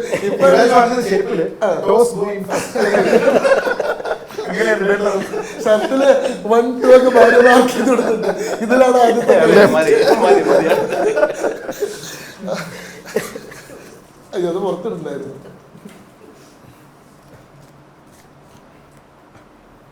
ഓണക്കാലത്ത് മിസ് ചെയ്യുന്ന കാര്യം ഇല്ല. ഓണക്കാലത്ത് അങ്ങനെ എന്തെങ്കിലും കാര്യങ്ങൾ മിസ് ചെയ്യുന്നൊന്നുമില്ല. പിന്നെ ആകെ ഓണക്കാലത്ത് വിഷു മിസ് ചെയ്യാറുണ്ടോ? അല്ല, പിന്നെ ആകെയുള്ളതെന്ന് വെച്ചാൽ നമ്മൾ ഫ്ലാറ്റിൽ താമസിക്കുന്നതിൻ്റെതായിട്ടുള്ള പരിമിതികളുണ്ട്. വീട്ടിൽ താമസിക്കുമ്പോൾ ഉണ്ടാകുന്ന ഒരു ഓപ്പൺനെസ് കാര്യങ്ങളൊക്കെ ഇത്തിരി കുറയുന്നു എന്നുള്ളത് മാത്രമേ ഉള്ളൂ. പക്ഷെ അതല്ലാതെ ബാക്കിയെല്ലാം ഇതേപോലെ തന്നെയാണ്. വീട്ടില് പൂക്കളൊക്കെ ഇടും? ആ, പണ്ട് ഇപ്പൊ സാധാരണ തിരുവോണത്തിന് എല്ലാരും കൂടിയിട്ട് ഫ്ലാറ്റിന്റെ ഒരു പൂക്കളായിട്ട്, അതോ നിങ്ങൾ ഓരോ വീട്ടിലും ഫ്ലാറ്റില് അങ്ങനത്തെ സാധാരണ കോമ്പറ്റീഷൻസ് അങ്ങനത്തെ, അല്ലെങ്കിൽ ഈ തിരുവോണത്തിന് നോർമലി നേരത്തെ പറഞ്ഞില്ലേ, ഓണത്തിന് മുമ്പോ ശേഷമോ ആയിരിക്കും ഫ്ലാറ്റിലെ ഓണം. അപ്പൊ അതുമായി ബന്ധപ്പെട്ടൊരു പൂക്കളൊക്കെ ഉണ്ടാവും. അത് ആൾക്കാരെല്ലാം കൂടെ എല്ലാവരും കൂടി ചേർന്നിട്ട്. അതല്ലാതെ വീട്ടിലായിരുന്ന സമയത്ത് പണ്ട് ഈ നാട്ടിലെടുക്കുന്ന പൂക്കളൊക്കെ വെച്ചിട്ട് കാണാൻ വലിയ ഭംഗിയൊന്നുമില്ല, പക്ഷേ എങ്കിലും ഒരു ചെറിയ പൂക്കളൊക്കെ ഇടുന്ന പരിപാടി ഉണ്ടായിരുന്നു. ഇപ്പൊ അവിടെ ചെയ്യുന്നത് പോലും പൂവൊക്കെ വാങ്ങിയതിനു ശേഷം തിരുവോണ ദിവസം ചെയ്യും, അത്ര മാത്രമേ ഉള്ളൂ. അല്ലാതെ പിന്നെ അത് മിസ് ചെയ്യുന്നുണ്ടോ എന്ന് ചോദിച്ചു കഴിഞ്ഞാൽ അങ്ങനെ ഒരു വലിയ മിസ് ചെയ്യുന്നൊന്നുമില്ല. ഒന്നല്ലെങ്കിൽ മറ്റൊന്ന് അത്രേ ഉള്ളൂ.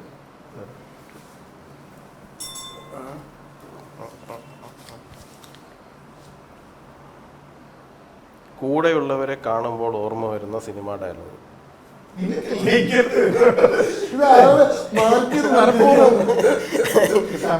കൂടെ ഉള്ളവരെ കാണുന്നത് എനിക്ക് പറക്കുന്ന കളിയല്ല, ദില്ലി പിടിക്കുന്ന സുന്ദര. ഇപ്പൊ കൂട്ടത്തിൽ ആരാധികവരാർക്കാരും മനസ്സിലായി. ഇതൊന്നും ഞാൻ പറയട്ടെ, ഇതൊക്കെ തന്നെ വരും. കൂട്ടത്തിൽ സുന്ദരനാരാണെന്നും ബുദ്ധിമാരാരാണെന്നും ആരാധികവരാർക്കാരൊക്കെ വരും. ഈ സുന്ദരാന്ന് വിളിക്കുമ്പോഴേ നമ്മളെ കൊച്ചിനെ പോകുന്ന ഗലീവനെ കണ്ടിട്ടാണോ ആവശ്യമൊന്നുമില്ല, എനിക്കറിയാതെ. പണിക്കരെ കാണുമ്പോൾ ഓർമ്മ വരുന്നത് എന്താണ്?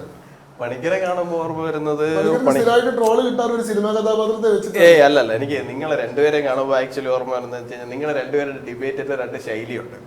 അതായത് ശംഖുവിന്റെ ഡയലോഗ് ഞാൻ പറഞ്ഞിട്ടുണ്ട് പലപ്പോഴും. ഈ തൂവാന തുമ്പികളും താഴ്വാരം ഒക്കെ ഉണ്ടല്ലോ, ശംഖുവിന്റെ ഒരു ഡിബേറ്റിന്റെ ഒരു ശൈലി പൊതുവിൽ പോകുന്ന അതാണ്. അതായത് ഓൾ ടൈം ക്ലാസിക്കുകളാണ്. ആ സമയത്ത് വലിയ വെടിയും പോകുകയൊന്നും ഉണ്ടാകത്തില്ല, പക്ഷെ ഇത് എപ്പോഴും ഭയങ്കര റെഫറൻസ് സാധനം.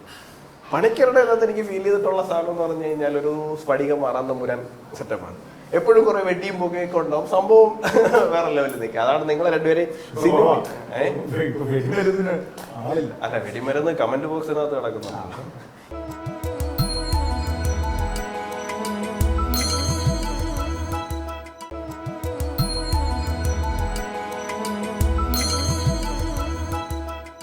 ഇങ്ങനെ കൃത്യമായിട്ട്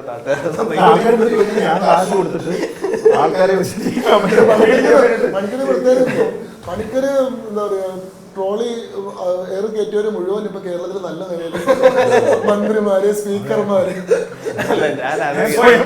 ഞാൻ ഇടയ്ക്ക് ഏതോ ഒരു കമന്റ് കണ്ടിട്ട് ഞാൻ വിളിച്ചില്ലേ, ഇതെങ്ങനാ പറ്റുന്നതെന്ന് ചോദിച്ചിട്ട് ഏത് കമന്റാന്ന് ഞാൻ പറഞ്ഞു. ഇടയ്ക്ക് ഏതോ വിഷയം പലതരത്തിൽ ഒരാളുടെ തന്തയ്ക്ക് വിളിക്കുക എങ്ങനെയാണ് ഗവേഷണമായിട്ട് എടുത്തിട്ട്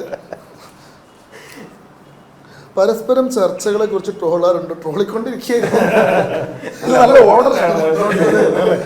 പരസ്പരം ട്രോളല്ല, പരസ്പരം ചർച്ചകളെ പറ്റി അതിനുശേഷം അഭിപ്രായങ്ങൾ പങ്കുവെക്കാറുണ്ട്. ചില ദിവസം അദ്ദേഹത്തിന്റെ ചർച്ച കണ്ടു കഴിഞ്ഞാൽ വിളിക്കാറുണ്ട്.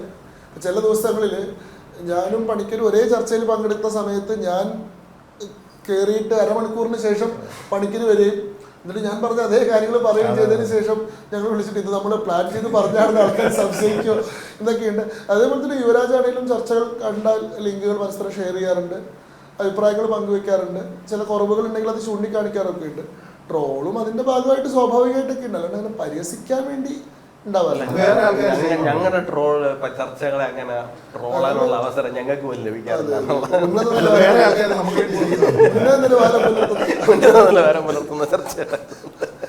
പൊതുവിൽ ഞാൻ ഈ സ്വയം പങ്കെടുക്കുന്ന ചർച്ച പിന്നെ കാണാറില്ല, അത് വലിയ പ്രയാസമാണ്.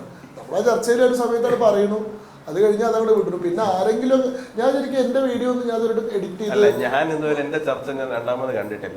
എനിക്ക് എന്റെ ശബ്ദം കേൾക്കുന്ന എനിക്കൊരു അരോചകം.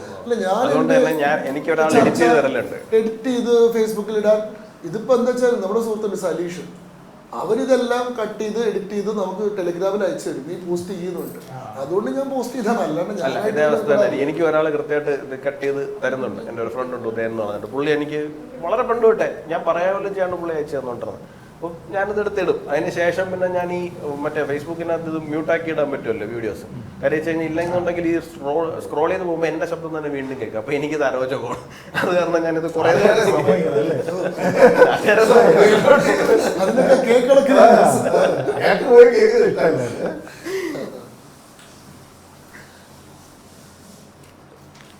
ഈശ്വര 3 പേരും പറയണം, വസ്ത്രധാരണത്തിൽ ശ്രദ്ധിക്കാറുണ്ടോ? ഉണ്ട്. ഞാനങ്ങനെ ശ്രദ്ധിക്കാറില്ല. ഇല്ല എന്നുള്ളതാണ് വസ്തുത. എന്നെ കുറിച്ചിട്ടുള്ള വ്യാപകമായ ഒരു പരാതി അതാണ്. പിന്നെ ഞാൻ അതിനകത്ത് ആശ്വാസം കണ്ടെത്തുന്ന ശംഖുവിനെ കാണുമ്പോഴാണ്. കാര്യം വെച്ച് കഴിഞ്ഞാൽ എന്നോട് പലരും പറയലുണ്ട്, എന്നോട് പലരും പറയലുണ്ട് ഡ്രസ്സിങ് കുറച്ചുകൂടെ. കഴിഞ്ഞ ദിവസം കൂടി എൻ്റെ അടുത്ത് ഒരാൾ വന്നു പറഞ്ഞു, എന്നോട് വന്നിട്ട് പറഞ്ഞിട്ട് ഡ്രസ്സിങ് നിങ്ങൾ കുറച്ചുകൂടെ ശ്രദ്ധിക്കണം എന്നൊക്കെ പറഞ്ഞിട്ട് ഞാൻ പറഞ്ഞു ഇതൊന്നും മൈൻഡില്ല. പക്ഷേ എൻ്റെ ഏറ്റവും വലിയ ആശ്വാസം എന്ന് പറഞ്ഞത് ഞാൻ കുറച്ച് കഴിഞ്ഞിട്ട് ചർച്ച കാണുമ്പോൾ ശംഖുവോട് ഒരു ടീഷർട്ടൊക്കെ ഇട്ട് ഒരു വരയും കുറയുള്ള വീട്ടിലിട്ടുകൊണ്ട് നടക്കുന്ന ടീഷർട്ടൊക്കെ ഇട്ട് ഞാൻ നേരത്തെ പറഞ്ഞ പോലെ തന്നെ ചെവിയിൽ 2 പൂവൊക്കെ വെച്ച്. ഞാൻ എന്താ ചെയ്യാ, അന്ധവിശ്വാസത്തിൽ വിട്ടുവീഴ്ച ചെയ്യാറില്ല. ഞാൻ തികഞ്ഞ അന്ധവിശ്വാസിയാണ്. ഞാൻ ദിവസം നോക്കിയിട്ടാ ഷർട്ട് ഇടുക. അതായത് ഞാൻ തിങ്കളാഴ്ച വെള്ളയായിരിക്കും, ചൊവ്വാഴ്ച ചുവപ്പായിരിക്കും, ബുധനാഴ്ച പച്ചയായിരിക്കും, വ്യാഴാഴ്ച മഞ്ഞയായിരിക്കും, വെള്ളിയാഴ്ച ചുവപ്പായിരിക്കും, ശനിയാഴ്ച കറുപ്പായിരിക്കും. ഇതൊരു സ്ഥിരം അങ്ങനെയാ. ഏത് ദിവസം എന്റെ ചർച്ച നോക്കിക്കോളൂ. നിങ്ങൾ ശനിയാഴ്ച എന്റെ ചർച്ച കണ്ടു കഴിഞ്ഞാൽ ഞാൻ കറുപ്പായിരിക്കും ഉണ്ടാവുക. ഞായറാഴ്ച ഞാൻ ദിവസം നോക്കിയിട്ടുണ്ട്. ഷർട്ടിന്റെ അത് മാത്രമേ ശ്രദ്ധിക്കാനുള്ളൂ. മഹത്വം എന്റെ ഏറ്റവും വലിയ പ്രശ്നം അറിയാം, എനിക്ക് ഉള്ള കുഴപ്പം ഞാൻ പലപ്പോഴും ഇടുന്ന അതേ സെറ്റ് ഓഫ് ഡ്രസ്സുകൾ തുടർച്ചയായി റിപ്പീറ്റ് ചെയ്തുകൊണ്ട്, കാരണം ഈ നനച്ച് അടുക്കി വെക്കുന്നതിന്റെ മുകളിൽ നിന്ന് എടുക്കുക എന്നുള്ളതല്ലാതെ ആദ്യം പോയി എടുക്കുന്ന ഒരു പരിപാടിയില്ല. അതുകൊണ്ട് ചിലപ്പോൾ റിപ്പീറ്റായി വരും. ഇന്നെന്താ ഒരു പട്ടുകുപ്പായ കിടന്ന് 2016 ഏട്ടന്റെ കല്യാണത്തിന് മേടിച്ച ഷർട്ടാട്ടോ. പണിക്കൊരു കുർത്തിയൊക്കെ മേടിച്ചിട്ടെന്ന് പറഞ്ഞപ്പോ കുറച്ച് മേടിച്ചാണ്. അല്ല അത് ഇന്നലെ മുതൽ എന്നെ വിളിച്ച് ചോദിക്കുന്നുണ്ട്, എന്താ ഡ്രസ്സ് ഇടുന്നത്, എന്താ ഡ്രസ്സ് ഇടുന്നത്. എന്നോട് അവരെ വിളിച്ചിട്ട് വൃത്തിയുള്ള ഡ്രസ്സ് ഇടണം ചേട്ടൻ, സാധാരണ വരുന്ന പോലെ വരരുതെന്ന് പറഞ്ഞു എന്നൊക്കെ എന്നോട്. ഇത് പിന്നെ ഈ ഷർട്ട് 6-8 വർഷം മുമ്പത്തേതാണ്. ഇത് 2016 ഏട്ടന്റെ കല്യാണം 9 വർഷം മുമ്പത്തെ. യെസ്. പക്ഷെ ഈ ഷർട്ട് അന്ന് എനിക്ക് ഭയങ്കര ഡിസംബറിൽ എടുത്തതാണ്. അല്ല ഇതെനിക്ക് ആ സമയത്ത് ഭയങ്കര ലൂസായിരുന്നു. എനിക്കിപ്പോൾ എന്താ വെച്ചാൽ ഈ ആക്സിഡന്റിന് ശേഷം ഭയങ്കരമായിട്ട് തടി കൂടിയുണ്ട്. ഈ അടുത്ത കാലത്ത് മേടിച്ചൊന്നും ഇടാൻ പറ്റാറില്ല. അങ്ങനെ ഞാൻ നോക്കിയപ്പോഴാണ് ഈ ഷർട്ട് മാത്രം 2016 ആക്സിഡന്റിന് മുമ്പ് തടി കുറവായിരുന്നു. ആക്സിഡന്റ് മുമ്പ് തടി ഇത്ര ഉണ്ടായിരുന്നില്ല. ഞാൻ ഇത്ര ഉണ്ടായിരുന്നില്ലെങ്കിൽ അത്യാവശ്യം അതിപ്പോ എല്ലാവരും 2021 നിയമസഭാ തെരഞ്ഞെടുപ്പിന്റെ പോസ്റ്ററിലെ ഫോട്ടോ ഒക്കെ എടുത്ത് നോക്കി. 2022 ഒരു ഫോട്ടോ കുറച്ച് ചേർത്ത് ഒരാൾ ടാഗ് ചെയ്തിട്ടുണ്ട്. നമ്മുടെ ഹിന്ദു സമ്മേളനത്തിന് അവിടെ നിൽക്കുന്നത് ഇതേപോലെ. ഞാൻ ഇങ്ങനെ തടിച്ചു, ആക്സിഡന്റിന് ശേഷമാണ് ഇങ്ങനെ തടിച്ചത്. പക്ഷെ കുറയും കേട്ടോ, കുറയ്ക്കാനുള്ള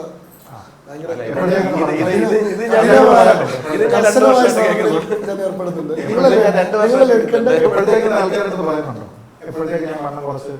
സെപ്റ്റംബർ ഓണസദ്യയിലെ ഇഷ്ട വിഭവത്തിന്റെ റെസിപ്പി എന്ന് പറഞ്ഞുതരാനുള്ള വിവരം എനിക്കില്ല. അല്ല ഓണ് ഇപ്പൊ പൊതുവിൽ മറ്റേ സദ്യയിൽ ഈ കറിവട്ടങ്ങളിൽ എനിക്ക് ഏറ്റവും ഇഷ്ടമുള്ളത് ഓലൻ എന്ന് പറയുന്ന തേങ്ങാപ്പാൽ ഒഴിച്ചിട്ടുള്ള വെളുത്ത നിറത്തിലുള്ള കുമ്പളങ്ങ ഇട്ടിട്ടുള്ള ഓലൻ എന്ന് പറയുന്നതാണ്. പിന്നെ ഏറ്റവും ഇഷ്ടം എന്ന് വെച്ച് കഴിഞ്ഞാൽ പായസമാണ്. പൊതുവെ പായസം ഭയങ്കര പ്രിയമാണ്. ചിക്കൻ കറി 3-4 ഗ്ലാസ്സൊക്കെ നിഷ്പ്രയാസം കൂടി. അങ്ങനെയില്ല, പായസം എല്ലാത്തിനും ശേഷം കഴിഞ്ഞ ഈശ്വര എന്താണ് പോക്കി? ആരാണ് ഇതിലെ പോക്കി? ഞാനാണോ? എന്താണ് എന്താണ് ഈ പോക്കി എന്ന് എനിക്കത് പൂക്കി എന്ന് പറഞ്ഞു കഴിഞ്ഞാല് ഈ ഭയങ്കര ക്യൂട്ടായിട്ടുള്ള കാണാൻ ഭയങ്കര രസമായിട്ടുള്ള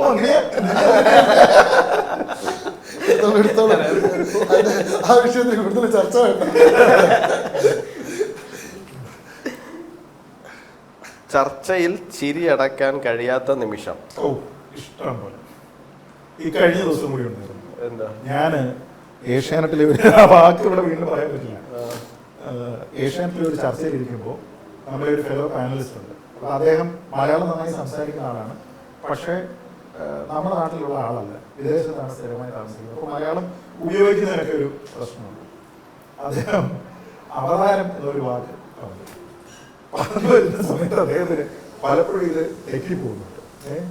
അപ്പോൾ ഇതിങ്ങനെ മറയും മറിയും ഒക്കെ ഇദ്ദേഹം പറയുന്ന സമയത്ത് ഒരു തവണ ആങ്കർ പറഞ്ഞു, ആ രണ്ടായാലും ഒന്ന് തന്നെ എന്ന് പറഞ്ഞു. അതായത് ഈ അവതാരവും പറഞ്ഞു വേറൊരു വാക്ക് കൂടി പുള്ളി പറഞ്ഞു. ഇത് കേട്ട സമയത്ത് എനിക്ക് ചിരി സഹിക്കാൻ പറ്റുന്നില്ല. ഞാനിങ്ങനെ കുനിഞ്ഞിരുന്നിട്ട് ഇങ്ങനെ ഇരുന്നങ്ങ് ചിരിച്ചു. ആ ചർച്ച കഴിയുമ്പോഴത്തേക്ക് അദ്ദേഹം എനിക്ക് മെസ്സേജ് അയച്ചു, എൻ്റെ സ്ത്രീത്ത് നിങ്ങളെ ഈ ചർച്ചയുടെ വീഡിയോ വീണ്ടും കാണുമ്പോൾ നിങ്ങളാ ചിരിക്കുന്നത് കാണുമ്പോൾ ഞാൻ ഇവിടെ ഇരുന്ന് അലറി ഇരുന്ന് ചിരിക്കുകയാണ്, ഇങ്ങനെ തെറ്റ് പറ്റിയല്ലോ എന്ന് കരുതിയിട്ടെന്ന് പറഞ്ഞിട്ട് അദ്ദേഹം തന്നെ മെസ്സേജ് അയച്ചു. പിന്നെ ഒരുപാട് സന്ദർഭങ്ങൾ ഇങ്ങനെ നമ്മുടെ സ്വാമി സന്ദീപാനന്ദഗിരി ഒപ്പം വരുന്ന സമയത്ത് ഒരിക്കല് ആശ്രമത്തിൽ വിളക്കെത്തിക്കാറുണ്ട്. അതൊരു തമാശയായിരുന്നു. പിന്നെ ഷമാ മുഹമ്മദിനെ പോലുള്ള ആൾക്കാരിരിക്കുന്ന സമയത്ത് പലപ്പോഴും ഇതുപോലെ ചിരി സഹിക്കാൻ പറ്റാതെ വന്നിരിക്കുന്ന ചില പരാമർശങ്ങളൊക്കെ ഉണ്ട്. എനിക്ക് ധാരാളം അനുഭവമുണ്ട്. പ്രത്യേകിച്ചും ഈ എതിരെ വന്നിരിക്കുന്ന ആൾക്കാർ ഇങ്ങനെ എന്താ പറയുക, അവരിങ്ങനെ ഉഴപ്പുന്ന സമയത്ത് അവരിങ്ങനെ ശരിക്കുള്ള വിഷയം പറയാൻ കഴിയാതെ അവരിങ്ങനെ കിടന്ന് മലക്കം പറയില്ല. ആ സമയത്ത് നമുക്ക് ശരി വരണം. അപ്പോൾ കഴിഞ്ഞ ദിവസത്തെ ചർച്ചയിൽ അങ്ങനെ സംഭവം ഉണ്ടായിരുന്നു. ഒരു കോൺഗ്രസിനെ പ്രതിനിധീകരിച്ചിട്ട് ചർച്ചയ്ക്ക് ഔദ്യോഗിക പ്രതിനിധികളെ വിടുന്നില്ല കോൺഗ്രസ്. അപ്പോൾ അവർക്ക് വേണ്ടി ശ്രീകുമാർ എന്ന് പറയുന്ന മാധ്യമപ്രവർത്തകൻ കോൺഗ്രസ്സുകാരൻ തന്നെയാണ്, അദ്ദേഹമാണ് വരുന്നത്. അപ്പോൾ അദ്ദേഹം വളരെ കാര്യമായിട്ട് പറയുന്നത്, ഞാനൊരു ചോദ്യം ഈ ചർച്ചയിൽ ചോദിക്കാം, അതിന് രണ്ട് കൂട്ടരും മറുപടി പറയണം, CPM-ഉം BJP-യും മറുപടി പറയണം.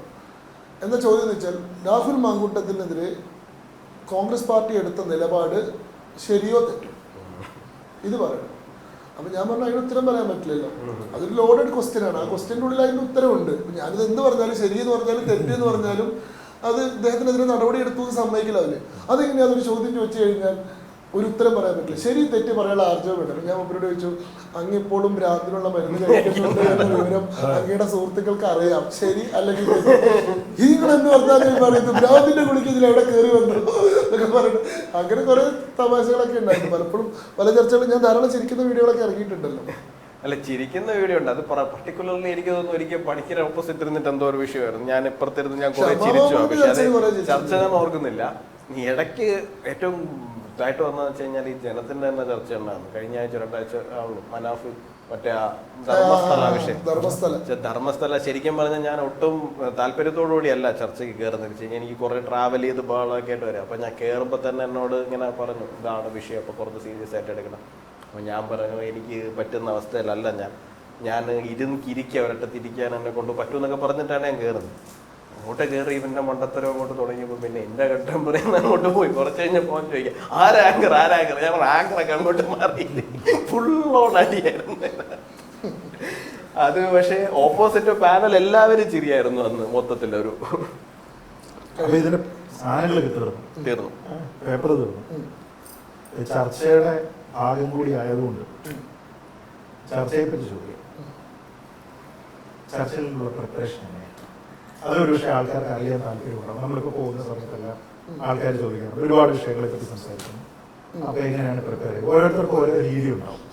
അപ്പോൾ എന്താ ട്രേഡ് സീക്രട്ട് പ്രേക്ഷകർക്ക്? അല്ല, എന്നെ സംബന്ധിച്ചിടത്തോളം നമുക്കിപ്പോൾ ഒരു ഇന്നത്തെ വിഷയം ഇതാണ് ചർച്ച നമ്മൾ അറിയുമ്പോൾ തന്നെ 3:30-4 മണിയാവും.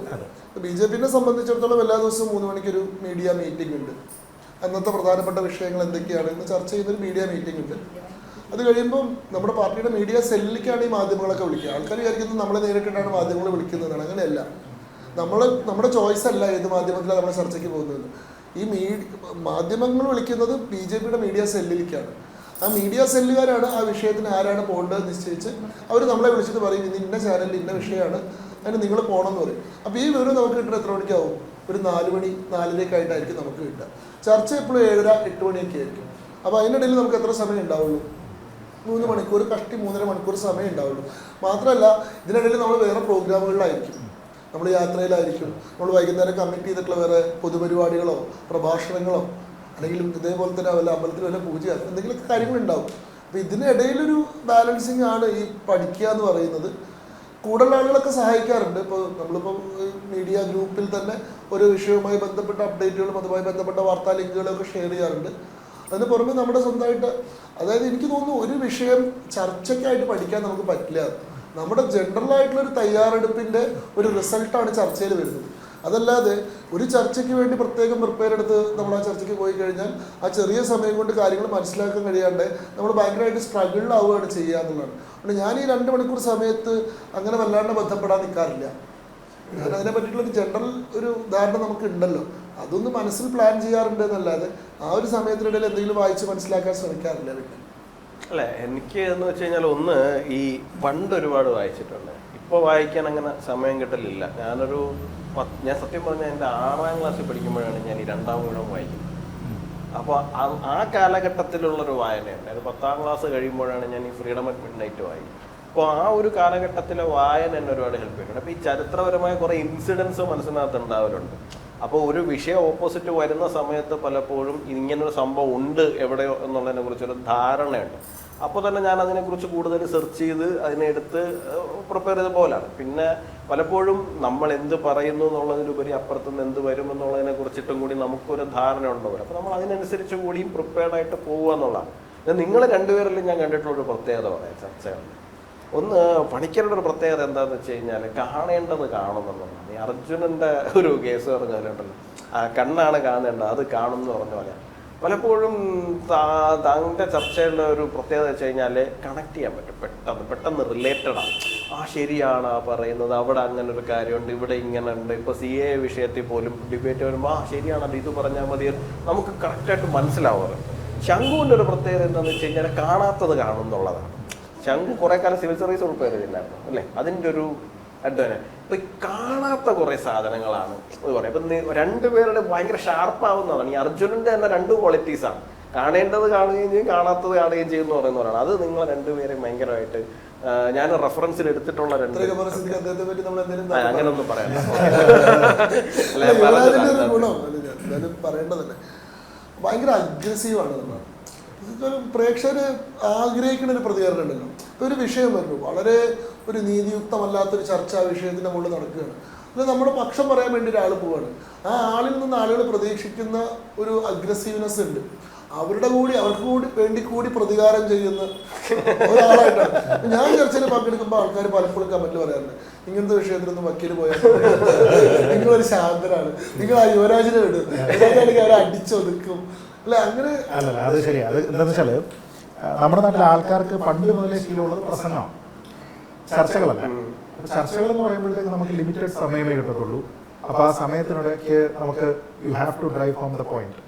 പിന്നെ ആൾക്കാർ ചോദിക്കുന്ന ചോദ്യങ്ങൾക്ക് റെസ്പോണ്ട് ചെയ്യണം, ഷാർപ്പായിട്ടുള്ള മറുപടി കൊടുക്കണം. അപ്പോൾ നമ്മൾ ഈ തുടങ്ങുന്ന സമയത്ത് തന്നെ നമ്മൾ ഈ ആമുഖമൊന്നുമില്ലാതെ പോയിന്റിലേക്ക് നേരിട്ട് കയറിയെങ്കിൽ മാത്രമേ ചർച്ചയെ നമുക്ക് മാക്സിമൈസ് ചെയ്യാൻ പറ്റൂ.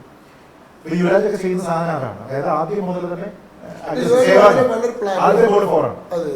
അങ്ങനെ ചെയ്താൽ നല്ല ധാരണയുണ്ട്. നമുക്ക് പരമാവധി ഒരു 3 മിനിറ്റോ 4 മിനിറ്റോ കിട്ടും. ആ 3 മിനിറ്റിൽ പറയേണ്ട സാധനം സ്റ്റഫ് ചെയ്ത് വെച്ചിട്ടുണ്ട്. അതിങ്ങനെ വളരെ പെട്ടെന്ന് വരും. ഞാനങ്ങനെ തയ്യാറെടുത്ത് പറഞ്ഞു വരുമ്പോഴേക്കും അവതാരക നോട്ട് കഴിഞ്ഞിട്ടുണ്ടാവും.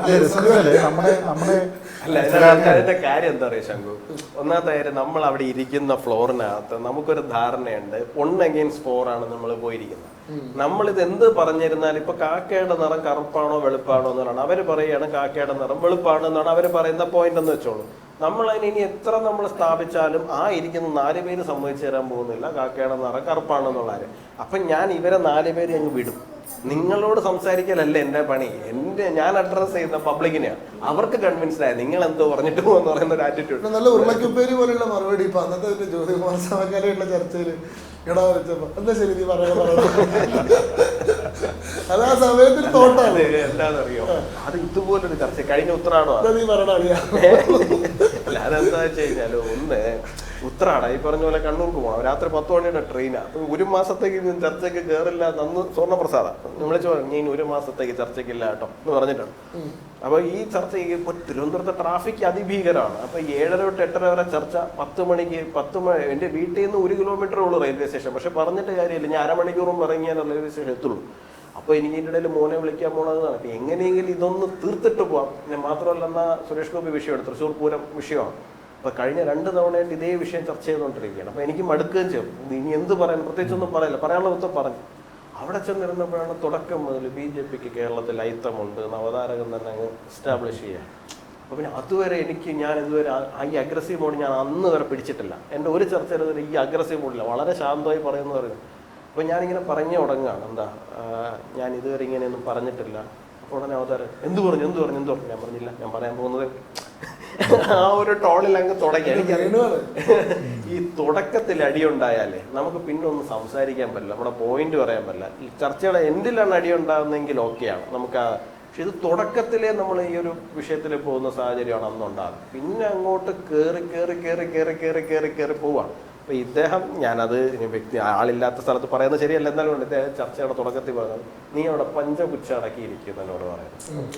അത് ഭയങ്കര പ്രൊവോക്കിംഗ് സ്റ്റേറ്റ്മെന്റ് ആണ്. പഞ്ചപുച്ഛ അടക്കിയിരിക്കാൻ പറയുമ്പോൾ, പഞ്ചപുച്ഛ അടക്കാൻ പറഞ്ഞാൽ നമ്മുടെ 5 ദ്വാരങ്ങൾ അടച്ച് നമ്മൾ നിൽക്കുക എന്നുള്ളതാണല്ലോ. അപ്പൊ ഇദ്ദേഹം എതിർ പാനലിസ്റ്റ് ആണ് വന്നിട്ട് എന്നോട് ആരാ പഞ്ചപുച്ഛ അടക്കി നിൽക്കാനൊക്കെ പറയാൻ. അപ്പോഴേ ഞാൻ കുറച്ചൊന്ന് നിർത്തിയിട്ടേ അവിടെ നിന്ന് ഞാൻ നോക്കി വരികയാണ്. പിന്നെയും ഞാൻ ഇദ്ദേഹം പറഞ്ഞു, ഞാൻ പറഞ്ഞത് വിളിക്കരുത്, ഇങ്ങനെ പറയരുത്, ഇന്ന് എങ്ങനെ എന്നെ വിളിക്കും എന്ന് പറയുമ്പോൾ പിന്നെ ഞാൻ എന്ത് പറയാനാ, ഇറന്ന് പറയാനില്ല. എനിക്ക് പെട്ടെന്ന് ചോട്ട മുമ്പിലോ മോഹൻലാലിലോ ഓർമ്മയാണ്. ശരിയാ, നീ വിളിച്ചോടാ. അല്ല അതാ നിമിഷത്തിലേ പെട്ടെന്ന് സ്പോണ്ടേനിയസ് ആയതുകൊണ്ടാണ് അതിനെ കൗതുകം ഉണ്ടാകുന്നത്. അല്ല, അത് ഈ ടിറ്റ് ഫോർ ടാറ്റ് എന്ന് പറഞ്ഞാൽ നമുക്ക് പ്ലാൻ ചെയ്ത് ചെയ്യാൻ പറ്റുന്ന ഒരു കാര്യമല്ല. അപ്പുറത്തിരിക്കുന്ന ആൾ എന്ത് പറയും എന്നുള്ളത് നമുക്ക് ഫാക്ച്വൽ ആയിരിക്കാം, ചിലപ്പോൾ ചരിത്രപരമായിട്ടുള്ള എന്തെങ്കിലും ഒരു കാര്യം വെച്ചിട്ട് കൗണ്ടർ ചെയ്യുന്നതായിരിക്കാം. അതിന് ആ സമയത്ത് ഉണ്ടാവുക 1 വിറ്റാണ്, 2 മെമ്മറിയാണ്, 3 ആർട്ടിക്കുലേഷനാണ്. അപ്പൊ ഈ 3ഉം ദൈവാധീനമാണ്. നമുക്ക് ആ ഒരു സമയത്ത് പ്ലാൻ ചെയ്തിട്ടൊന്നും നടക്കണമെന്നില്ല. കർണന്റെ കൂട്ടാണ്, കർണന് കിട്ടിയ പോലത്തെ ശാപം കിട്ടി കഴിഞ്ഞാൽ ഒരു 10 സെക്കൻഡ് കഴിയുമ്പോൾ എനിക്കിത് ഓർമ്മ വരും എന്ന് മാത്രമാണെങ്കിൽ ആ 10 സെക്കൻഡ് പോയി ചർച്ചയിൽ. സരസ്വതി കടാക്ഷമാണ് വേണ്ടത്. അപ്പൊ ആ ഒരു നോട്ടിൽ എല്ലാ ആൾക്കാർക്കും സരസ്വതി കടാക്ഷം ഉണ്ടാകട്ടെ എന്ന് ആത്മാർത്ഥമായി പ്രാർത്ഥിച്ചുകൊണ്ട് ഞങ്ങൾ എല്ലാവരുടെയും ഈ ഒരു അവസരം തന്നതിന് ജനം ടിവിയുടെ ക്രൂവിന് എല്ലാവർക്കും നന്ദിയും പറഞ്ഞുകൊണ്ട് പ്രേക്ഷകർക്ക് എല്ലാവർക്കും ഏറ്റവും സമൃദ്ധമായിട്ടുള്ള ഒരു ഓണക്കാലമാകട്ടെ എന്ന് ആശംസിക്കുന്നു. എല്ലാവർക്കും ഓണാശംസകൾ.